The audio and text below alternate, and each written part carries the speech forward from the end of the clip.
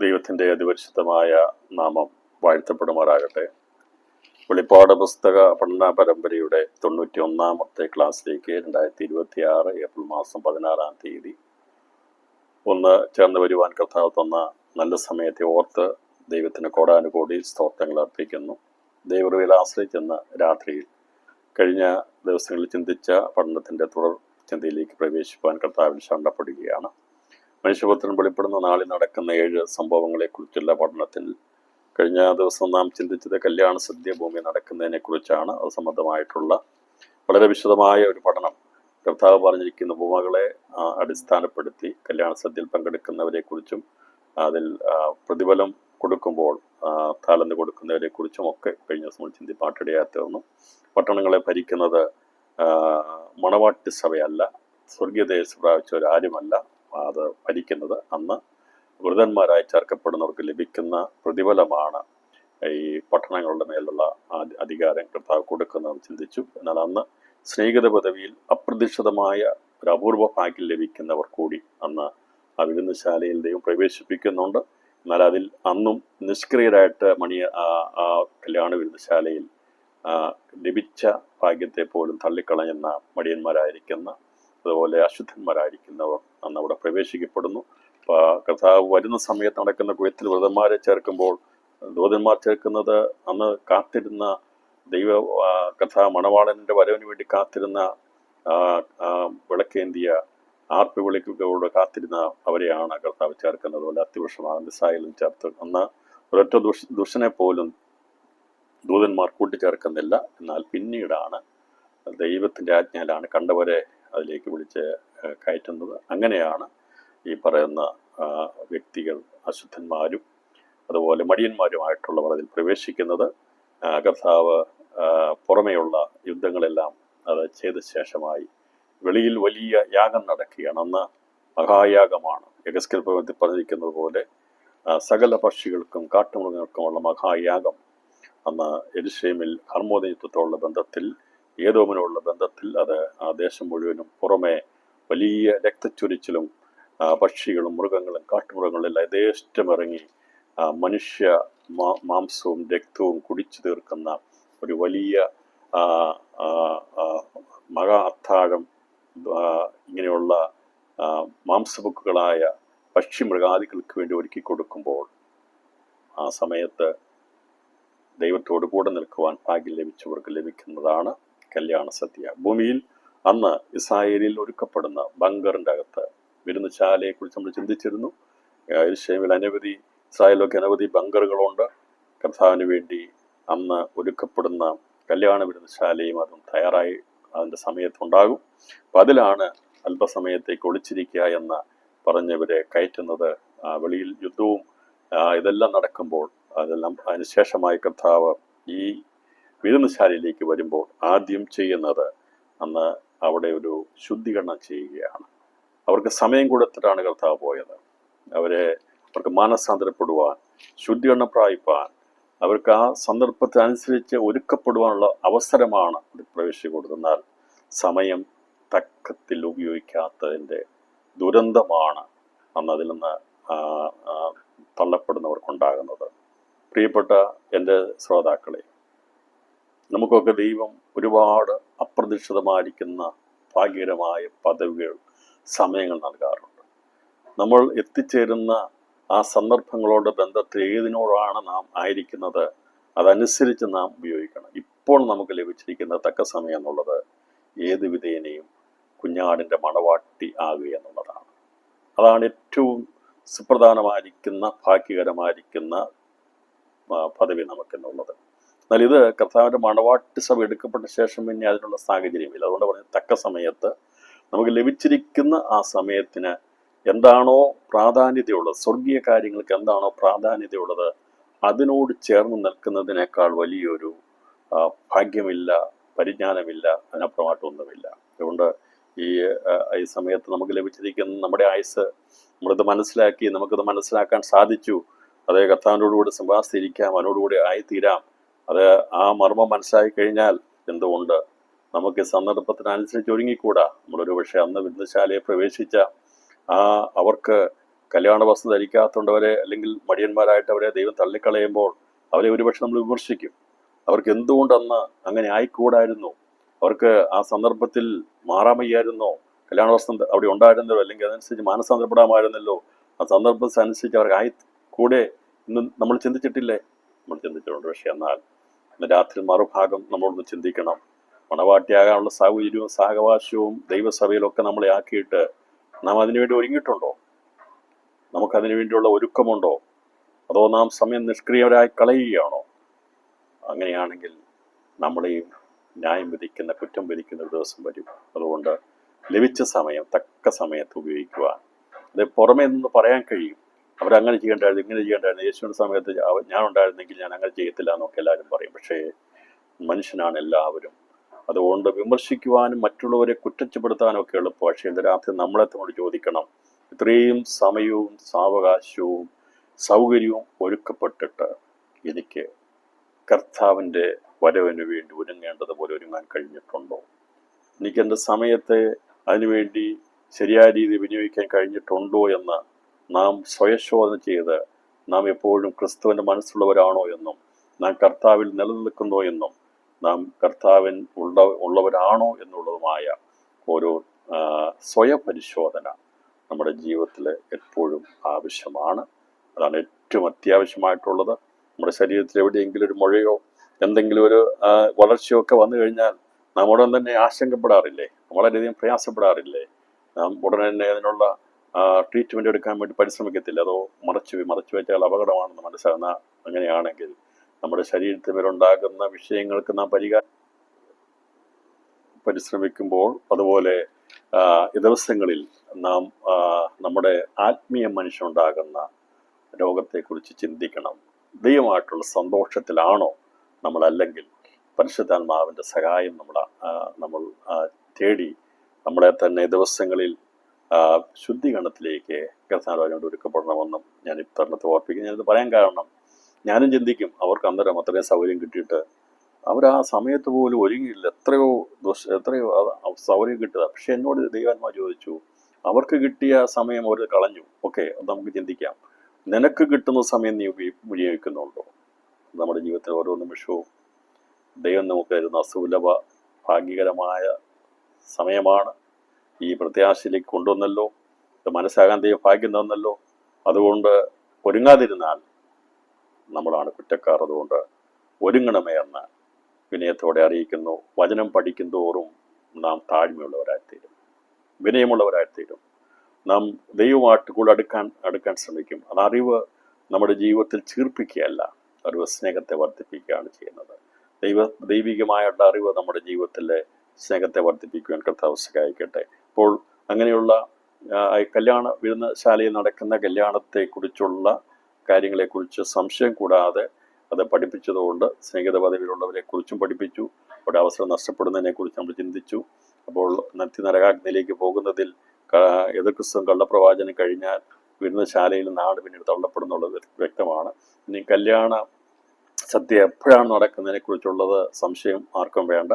കാരണം അത് ഈ പറയുന്ന ഹർമോദ യുദ്ധവും ഈ യദോമെന്ന അതിനെ കർത്താവ് ന്യായം വിധിച്ചതിന് ശേഷമാണ് കല്യാണ സദ്യ നടക്കുന്നതിന് സംശയം വേണ്ട. കാരണം ഈ അല്പസമയം അറയിൽ കടന്ന് കയറിയിരിക്കുക എന്ന് പറഞ്ഞിരിക്കുന്ന വചനത്തിൽ നിന്ന് ആ ഒരു തെളിവ് നമുക്ക് ലഭിക്കുന്നുണ്ട്. രണ്ടാമത് പിശാചിനും ദൂതന്മാർക്കും ഒരുക്കിയിരിക്കുന്ന നിത്യനരകാഗ്നിയിലേക്ക് ആദ്യ ഇരകളായിത്തീരുന്നത് മൃഗമാനത് ക്രിസ്തുവും കള്ളപ്രവാചകമാണ്.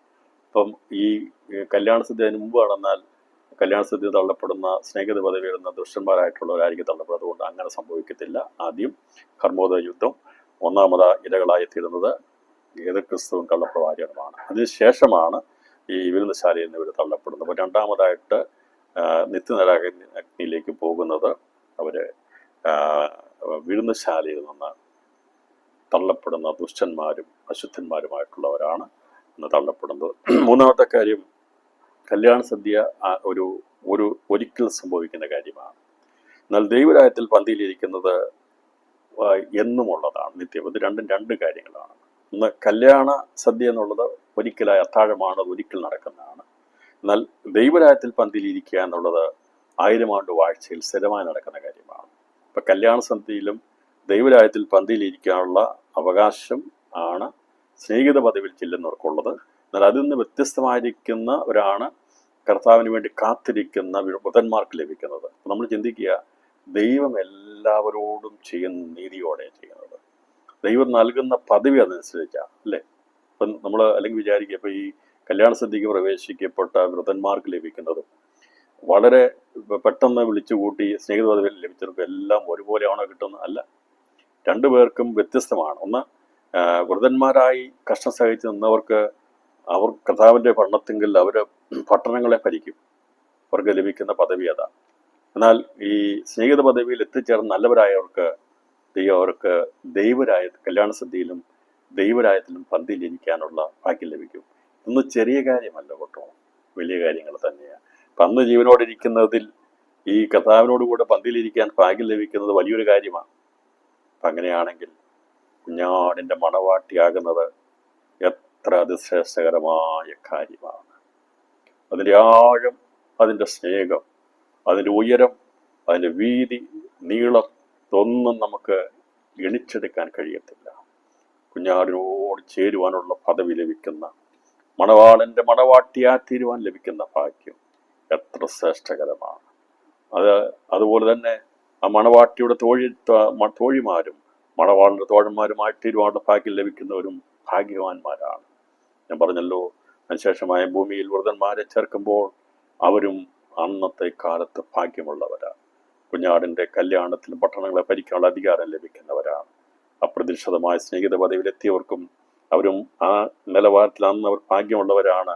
കാരണം കുഞ്ഞാടിനോടുകൂടെ പന്തിരിക്കാനുള്ള ഭാഗ്യം അവർക്ക് ലഭിക്കുന്നല്ലോ. അതുകൊണ്ട് ഇന്ന് രാത്രിയിൽ ഈ ലോകത്തിൽ ഭാഗ്യകരമായ ജീവിതം നയിപ്പാൻ ഭാഗ്യകരമായിരിക്കുന്ന അവസ്ഥയുള്ള വിവിധ മണ്ഡലങ്ങളെ, വിവിധ സമയങ്ങളെ, സന്ദർഭങ്ങളെയും കുറിച്ച് മനസ്സിലാകുമ്പോൾ നമ്മൾ ഏത് ഭാഗത്ത് എവിടെയായിരിക്കുന്നു എന്നത് ഓർത്ത് വേണം നമ്മുടെ തുടർന്നുള്ള ജീവിതം, ക്രിസ്ത്യ ജീവിതം നയിക്കാനെന്ന് ശേഷം ഓർപ്പിച്ചുകൊണ്ട് ഞാൻ അടുത്ത ഭാഗത്തിൻ്റെ പഠനത്തിലേക്ക് പ്രവേശിപ്പാൻ കർത്താവിൽ ശരണപ്പെടുകയാണ്.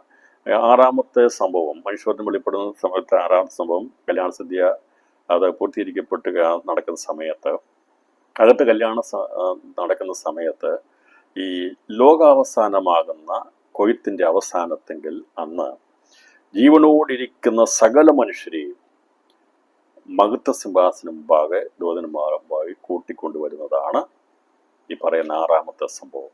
അപ്പോൾ ഇങ്ങനെ പല സന്ദർഭങ്ങൾ പറഞ്ഞിരിക്കുന്നത് കൊണ്ട് പലർക്കും അതിൻ്റെ വ്യക്തത മനസ്സിലായത് എല്ലാവരും ഒന്നാണെന്ന് ചിന്തിക്കും. അങ്ങനെയല്ല. വൃതന്മാരെ ദൈവം ആദ്യം പ്രത്യക്ഷപ്പെടുന്ന സമയത്ത് നടക്കുന്നത് നമുക്കറിയാം. ഇത് മൂന്ന് സന്ദർഭങ്ങൾ നടക്കുന്ന കാര്യങ്ങളാണ്. ഒന്ന്, ദൂതന്മാർ പോയി കൂട്ടിക്കൊണ്ട് വന്നു എന്ന് പറയുമ്പോൾ നമുക്ക് കാണാൻ സാധിക്കുന്ന ഒന്ന്, വൃതന്മാരെ ചേർക്കാനായിട്ട് ദൈവം ദൂതന്മാരെ മഹാകാഹളത്തിനോടെ അയക്കുന്നുണ്ട്. അതെപ്പോഴാണ് സംഭവിക്കുന്നത്? മനുഷ്യപുത്രൻ മേഘത്തിൽ പ്രത്യക്ഷപ്പെടുമ്പോൾ അവൻ തൻ്റെ അരിവാളയച്ച് വൃതന്മാരായവരെ വേർതിരിച്ചെടുത്തും അവരെ വേർതിരിച്ചവരെ കൂട്ടിക്കൊണ്ടുവന്ന് യേശു ക്രിസ്തുവിനെ പരിവാരങ്ങളെ സ്വീകരിക്കാൻ വേണ്ടി ആപ്പ് വിളിക്കുന്ന കന്യകമാരും അതുപോലെ വൃതന്മാരുമായിട്ടുള്ളവരെയാണ് അന്ന് അവനെ നോക്കി വിലപിക്കുന്ന ഈ സാഹചര്യം. അവരാണ് അത്യുഷ്ണപ്പെടുന്നവർ. രക്ഷകന് വേണ്ടി കാത്തിരിക്കുക, യേശുവിൻ്റെ രാജാവിന് വേണ്ടി കാത്തിരിക്കുക. അവരും മണവാളിന് വേണ്ടി കാത്തിരിക്കുന്ന സുവിശേഷത്തിൻ്റെ ബുദ്ധിയുള്ള കന്യകമാരുമാണ് അന്ന് മഹാരാജാവും മണവാളനുമാരിങ്ങനെ ക്രിസ്തുവിനെയും പരിവാരത്തെ സ്വീകരിക്കാൻ വേണ്ടി ദൂതന്മാർ ശേഖരിക്കുന്നത്. അത് നടക്കുന്നത് കർത്താവ് മഹത്വത്തിൽ പ്രത്യക്ഷപ്പെടുന്ന പ്രാരംഭ സംഭവമാണ്. അന്ന് ദൂതന്മാരെ അയച്ച് വേർതിരിച്ച് നടത്തുന്നവരെ രണ്ടുപേരിൽ ഒന്ന് കിടക്കുന്നവർ ഒരുമിച്ച് കിടക്കുന്നവരിനെടുക്കുന്നു, ജോലി ചെയ്യുന്നവരിനെടുക്കുന്നു. അത് ദൈവമാണ് വേർതിരിക്കുന്നത്. ദൈവം വചനത്തിൻ്റെ അരിവാളയച്ചാണ് വേർതിരിച്ച്. അതൊക്കെ ചിന്തിക്കുമല്ലോ. അങ്ങനെ നടക്കുന്നതാണ് കൊയ്ത്തിൻ്റെ ഈ കർത്താവ് പ്രത്യക്ഷപ്പെടുന്ന സമയത്ത് നടക്കുന്ന കൊയ്ത്തിൽ സംഭവിക്കുന്നത്. രണ്ടാമത്, ദുഷ്ടപ്രദേശമായ ഏതോം എന്ന ദേശത്തിലെ മുന്തിരിക്കുല അറുത്ത് ദൈവത്തെ ചക്കിലിട്ട് മതിക്കും. അത് ദൂതന്മാർ ചെയ്യും. അതിനാണ് രണ്ടാമത്തെ സംഭവം. മൂന്നാമത് നടക്കുന്നതാണ് ദുഷ്ടന്മാരെ നീതിമാന്മാരിൽ നിന്ന് വേർതിരിച്ച് തീച്ചുളയിൽ ഇട്ട് കളയുന്നത്. അപ്പോൾ ദുഷ്ടന്മാരെ നീതിമാരിൽ നിന്ന് വേർതിരിച്ച് തീച്ചുളയിൽ ഇട്ട് കളയുന്നതാണ് ലോകാവസാനത്തിൻ്റെ അവസാന സംഭവത്തിൽ നടക്കുന്നത്. അപ്പോൾ ഈ വെളിപ്പാട് പുസ്തക പഠനത്തിൽ യേശുക്രിസ്തു പറഞ്ഞ ഉപമകളുടെ പ്രസക്തി വളരെ വലുതാണ്. അപ്പോൾ ഈ ഭാഗങ്ങളൊക്കെ പഠിപ്പിക്കണമെങ്കിൽ, കർത്താവിൻ്റെ മഹത്വ പ്രതിഷ്ഠയോട് ബന്ധത്തിൽ നടക്കുന്ന സംഭവങ്ങളെ പഠിപ്പിക്കണമെങ്കിൽ കർത്താവ് ഉപമകളായി പ്രസ്താവിച്ചിരിക്കുന്ന കാര്യങ്ങളുടെ അർത്ഥവ്യാപ്തി മനസ്സിലാക്കുമ്പോഴാണ് അതിൻ്റെ പ്രസക്തി അന്ന് കർത്താവ് എന്താണ് പറഞ്ഞതെന്നത് മനസ്സിലാക്കുവാൻ സാധിക്കുന്നത്. കർത്താവ് ഉപമ വെറുതെ പറഞ്ഞതല്ല. എല്ലാ ഉപമകൾക്കകത്തും ഓരോ സന്ദർഭത്തോടുള്ള ബന്ധത്തിലുള്ള കാര്യങ്ങളുണ്ട്. അപ്പോൾ കല്യാണ സദ്യയുടെ ബന്ധത്തിൽ, പ്രതിഫലം കൊടുക്കുന്ന ബന്ധത്തിൽ നമ്മൾ കഴിഞ്ഞ ദിവസം ചിന്തിച്ചു. പിന്നെ ഇന്ന് രാത്രി നമ്മൾ ചിന്തിക്കാൻ പോകുന്നത് ഈ ദുഷ്ടന്മാരെ നീതിമാന്മാരെന്ന് വേർതിരിച്ച് തീച്ചൂളയിട്ട് കളയുന്നതിനെ കുറിച്ചാണ് ഇന്ന് രാത്രി നമ്മൾ ചിന്തിക്കുന്നത്. ഇത് ചിന്തിക്കണമെങ്കിൽ വെളിപ്പാട് രേഖപ്പെടുത്തിയിട്ടില്ല. എന്നാൽ ഈ കൊയ്ത്തിനെ കുറിച്ചും നമുക്കത് മനസ്സിലാക്കിയെങ്കിൽ മാത്രമേ ഇതിൻ്റെ കാര്യങ്ങളെ ശരിക്കും ഗ്രഹിച്ചെടുക്കാൻ സാധിക്കത്തുള്ളൂ. അതല്ലെങ്കിൽ നമുക്കത് മനസ്സിലാക്കാൻ ബുദ്ധിമുട്ടുണ്ട്. അപ്പോൾ ഇതേക്കുറിച്ച് നമ്മൾ ചിന്തിക്കുമ്പോൾ ഇതിവിടെ പഠിച്ച ശേഷമായി ലോകാവസാനത്തിൻ്റെ ആരംഭം മുതൽ അവസാനം വരെ നടക്കുന്ന കൊയ്ത്തിനെ കുറിച്ചുള്ള കാര്യങ്ങൾ നമ്മൾ പഠിച്ച് അവസാനിപ്പിക്കും. ഇതോടെ ഞാൻ പഠിപ്പിച്ച ശേഷമായി എന്തൊക്കെയാണ് നമ്മൾ പഠിച്ച ലോകാവസാന ആരംഭത്തിൽ ആദ്യത്തെ കറ്റ മുതൽ ദുഷ്ടന്മാരെ നീതിമാന്മാരെ വേർതിരിച്ച് തേച്ചുളിട്ട് കളയുന്നവരെയുള്ള സംഭവങ്ങളെ കുറിച്ച് നമ്മളൊന്ന് സംക്ഷിപ്തമായിട്ട് ചിന്തിച്ചിട്ടേ നിർത്തിയുള്ളൂ. കാരണം ഒന്ന് സംഗ്രഹിക്കണമല്ലോ. അപ്പൊ ഇവിടെ ഈ പറഞ്ഞിരിക്കുന്ന വിഷയം ദുഷ്ടന്മാരെ നീതിമാന്മാരെന്ന് കാരണം 1000 ആണ്ട് വാഴ്ചയ്ക്ക് മുമ്പായി കർത്താവ് ഭരിക്കുമ്പോൾ നീതിമാന്മാരായിട്ടുള്ളവരെ മാത്രമാണ് അവിടെ പ്രവേശിപ്പിക്കുന്നത്. ദൈവം അത് ചെയ്തിരിക്കും. അതിനുശേഷമാണ് തൻ്റെ രാജ്യം ഇവിടെ, ഭരണം ഇവിടെ ആരംഭിക്കുന്നത് എന്നാണ് ദൈവത്തിൻ്റെ വചനം നമുക്ക് വ്യക്തത നൽകുന്നത്. ഈ സുവിശേഷത്തിൻ്റെ പറഞ്ഞിരിക്കുന്ന മർമ്മങ്ങളെക്കുറിച്ച്, ഉപമകളെക്കുറിച്ച് പറയുമ്പോൾ ഉപമകളെ വളരെ കരുതലോടെ പഠിക്കേണ്ട വിഷയമാണ്. ഞാൻ ഉപമകളെക്കുറിച്ചൊരു ക്ലാസ് എടുത്തിട്ടുണ്ടെന്നാണ് എൻ്റെ ഓർമ്മയിൽ ഉണ്ടായിരിക്കുന്നത്. പണ്ട് ക്ലാസ് എടുത്തിട്ടുണ്ടെന്ന് ഉപമകളെക്കുറിച്ചുള്ള ചോദ്യങ്ങളും പഠനങ്ങളും നടത്തിയിട്ടുണ്ട്. ഇനി അത് സംബന്ധമായിട്ട് വേണമെങ്കിൽ ഒരു പഠനമോ അല്ലെങ്കിൽ അത് സംബന്ധമായിട്ട് ഒരു പുസ്തകമോ പഠനമൊക്കെ ആവശ്യമാണ്. യേശു പറഞ്ഞ ഉപമകളോട് ബന്ധത്തിലുള്ള പഠനം ആവശ്യമാണ്. പക്ഷെ ഇന്ന് രാത്രി ഞാൻ അങ്ങനെ ഉപമകളുടെ മുഴുവൻ വിശദാംശത്തിലേക്ക് പോകാതെ ഉപമകളുടെ പ്രസക്തി എന്താണെന്നുള്ളത് കർത്താവ് വളരെ വ്യക്തമായി പറഞ്ഞിട്ടുണ്ട്. ഉപമ കൂടാതെ കർത്താവ് ഒന്നും അവരോട് പറഞ്ഞില്ലെന്നും പറഞ്ഞത് മുഴുവനും വളരെ അർത്ഥവത്തായ വലിയ കാര്യങ്ങളെക്കുറിച്ചാണ് കർത്താവ് പറഞ്ഞതെന്നും നമുക്ക് കാണാനായിട്ട് സാധിക്കുന്നുണ്ട്. മർക്കോസ് സുവിശേഷം 4-ാം അധ്യായം 33, 34 വാക്യങ്ങൾ വായിക്കുമ്പോൾ കർത്താവ് ഉപമ കൂടാതെ അവരോടൊന്നും സംസാരിച്ചില്ല എന്നാണ് രേഖപ്പെടുത്തിയിരിക്കുന്നത്. 4-ാം അധ്യായം 31, 34, 13, അതുപോലെ മത്തായി സുവിശേഷം 13-ാം അധ്യായം 14 പറഞ്ഞിട്ടുണ്ട്. അവൻ ഇങ്ങനെ പല ഉപമകളാൽ അവരോട് കേൾപ്പാൻ കഴിയുമ്പോൾ അവരോട് വചനം പറഞ്ഞു പോകുന്നു. ഉപമ കൂടാതെ അവരോട് ഒന്നും പറഞ്ഞതുമില്ല. തനിച്ചിരിക്കുമ്പോൾ അവൻ ശിഷ്യന്മാരോട് സകലവും വ്യാഖ്യാനിക്കും. ഇപ്പോൾ പൊതുവിൽ ഉപമ പറഞ്ഞെങ്കിലും ഈ ശിഷ്യന്മാരോട് അതിനെ അർത്ഥം കർത്താവ് പറഞ്ഞു കൊടുക്കുമായിരുന്നു. എന്താണ് ഉപമയിൽ മറഞ്ഞിരിക്കുന്നത് എന്നുള്ളത് വെളിപ്പെടുത്തും. മത്തായി 13-ാം അധ്യായം 34, 36 വാക്യത്തിൽ തന്നെ പറഞ്ഞിരിക്കുന്നത്. അപ്പോൾ ഇവര് ഇത് ഒരു ഉപമ പറഞ്ഞ് അതിൻ്റെ കാര്യങ്ങൾ മനസ്സിലാകാതിരുമ്പോൾ അവര് ചോദിക്കുമായിരുന്നു. അപ്പോൾ അത് സംബന്ധമായി പറഞ്ഞിരിക്കുന്നത് വീട്ടിൽ വന്നു കഴിഞ്ഞാൽ അന്ന് കേട്ട ഉപമയെക്കുറിച്ച് ഒരു ചോദിക്കും. ഞാൻ തെളിവുണ്ട്.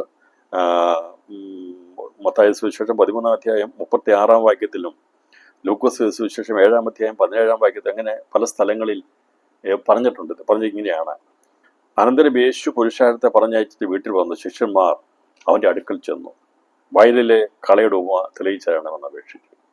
ഇവരിത് കേട്ടിട്ട് ഇങ്ങനെ ചിന്തിച്ചിട്ട് ഇവരെ യേശുവിനെ ഒന്ന് ഫ്രീ ആയി കിട്ടാൻ വേണ്ടി നോക്കിയിരിക്കുക. നോക്കണം, കർത്താവ് തിരഞ്ഞെടുപ്പ് നോക്കണം. ഈ ശിഷ്യന്മാരെ 12 പേരും അതിൽ അപ്പം നിങ്ങൾ ചോദിക്കും യൂദായ ഇതൊക്കെ അന്വേഷിച്ച് പഠിച്ച ആളാണോ? കേൾക്കാൻ എല്ലാവരും ചോദിക്കുമ്പോൾ അദ്ദേഹം കേട്ടിട്ടുണ്ട്. കാരണം ഇവരുടെ പ്രധാന ദൗത്യം വചനം കേൾക്കുക എന്നുള്ളതായിരുന്നു. അതുകൊണ്ടാണ് ഈ വചനം കേൾക്കാൻ താല്പര്യരായിരുന്ന പത്രോസ് പറഞ്ഞു, യേശുവിനെ വിട്ടുപോകേണ്ട ഒരു സന്ദർഭമൊക്കെ വരിക എന്ന് പറഞ്ഞാൽ എല്ലാം പ്രതികൂലമായിത്തീരുക. അപ്പോൾ അവിടെ കല്ലെറിയാൻ വേണ്ടി നിൽക്കുന്നു, കൊല്ലാൻ വേണ്ടി നിൽക്കുന്നു. കർത്താവിൻ്റെ ഉപദേശം അങ്ങ് ശരിയായി കഴിഞ്ഞപ്പോഴത്തേന് പലരും പിന്മാറി തുടങ്ങി. നമുക്കറിയാലോ, ബൈബിൾ ക്ലാസ്സൊക്കെ കേട്ട് കഴിയുമ്പോഴത്തെ ചിലരൊക്കെ ഇത് പറ്റത്തില്ല എന്ന് മാറിപ്പോയിട്ടുള്ളവരുണ്ട്. എനിക്കറിയാം. എല്ലാവരും അവർ ആരോടും ചോദിക്കുമ്പോൾ ഇത് ശരിയാണെന്ന് ചോദിക്കുമ്പോൾ പറയാം അയ്യോ ഒന്ന് കൂടി പോകരുതെന്ന് പറഞ്ഞ് പലരും മാറിപ്പോയിട്ടുണ്ട്. കാരണം യേശുവിൻ്റെ ഉപദേശത്തിലും അത് തന്നെ സംഭവിച്ചു. എന്ന് പറഞ്ഞാൽ ഞാൻ കർത്താവായിട്ട് താരതമ്യപ്പെടുകയല്ല, ഒരു സന്ദർഭം പറഞ്ഞാൽ വരുന്നേ ഉള്ളൂ. അപ്പോൾ അത് പലരും വരികയോ ചേരുകയോ പോവുകയോ കേൾക്കുകയോ അതൊക്കെ ഓരോരുത്തരുടെ ഇഷ്ടം. കാരണം നിലനിൽക്കുന്ന അവരുടെ നിലനിൽപ്പിന് പ്രശ്നമാകുമെന്ന് കാണുമ്പോൾ ഉപദേശങ്ങളൊക്കെ എതിർക്കും. പക്ഷെ അന്ന് കർത്താവിൻ്റെ സന്നിധിയിൽ കർത്താവിനോട് കൂടെ നിന്ന ശിഷ്യന്മാരോടുള്ള ബന്ധത്തിൽ പലരും വിട്ടുമാറിപ്പോയപ്പോൾ കർത്താവ് നിങ്ങൾക്കും പോയിക്കൂടെ എന്ന് ചോദിച്ചപ്പോൾ പത്രോസ് പറഞ്ഞു, നിന്നെ വിട്ട് ഞങ്ങൾ ആരുടെ അടുക്കൽ പോകും? നിന്റെ പക്കൽ ജീവന്റെ മൊഴികളുണ്ടല്ലോ എന്ന് പറഞ്ഞു. അപ്പോൾ പത്രോസ് യേശുവിനോട് കൂടിയത് സമ്പത്തുണ്ടാക്കാൻ വേണ്ടിയായിരുന്നില്ല. യാക്കോബ് കൂടിയത്, യോഹന്നാൻ കൂടിയത് എന്തെങ്കിലും സ്ഥാനം നേടിയെടുക്കാൻ വേണ്ടിയായിരുന്നില്ല. അവരൊക്കെ അവരുടെ ആ കഷ്ടതയിൽ മീൻ പിടിച്ച് കിട്ടുന്ന സമയം ഓടിച്ചെന്ന് ശബത്തിലൊക്കെ വചനം വായിക്കുമ്പോൾ അത് വളരെ ആർത്തിയോടെ കേൾക്കുമായിരുന്നു. അവർക്ക് വചനം കേൾക്കാൻ വളരെ താല്പര്യമുണ്ടായിരുന്നു. ദൈവം അതുകൊണ്ടാണ് കർത്താവ് പറഞ്ഞു, എന്നെ അനുഗമിച്ചോളാൻ പറഞ്ഞത്, ഞാനാണ് യഥാർത്ഥ ഉറവ് എന്ന് കർത്താവ് പറഞ്ഞു. അപ്പം പരീക്ഷന്മാരൊക്കെ പറയുന്ന, ശാസ്ത്രന്മാരൊക്കെ പറയുന്ന ഇന്റർപ്രിട്ടേഷൻ അവർ കേൾക്കാൻ വേണ്ടി വളരെ കൊതിച്ചിരുന്നു.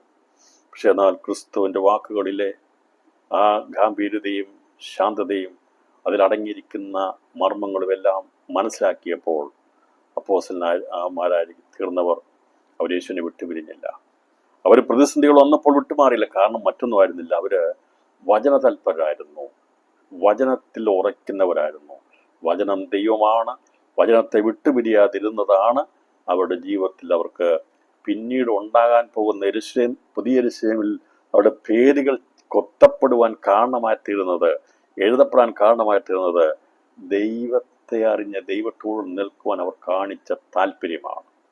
അപ്പം അതുകൊണ്ട് ദൈവവചന പഠനത്തിന് നാം താല്പര്യം കാണിക്കണം. ഇവർ ഓടി വരുമ്പോൾ വീട്ടിൽ വന്നാൽ ആദ്യം ചെയ്യുന്ന കാര്യം യേശു നിന്ന് സ്വതന്ത്രമായി കേട്ടതെല്ലാം അവർ മനസ്സിൽ വെച്ചുകൊണ്ടിരിക്കുക.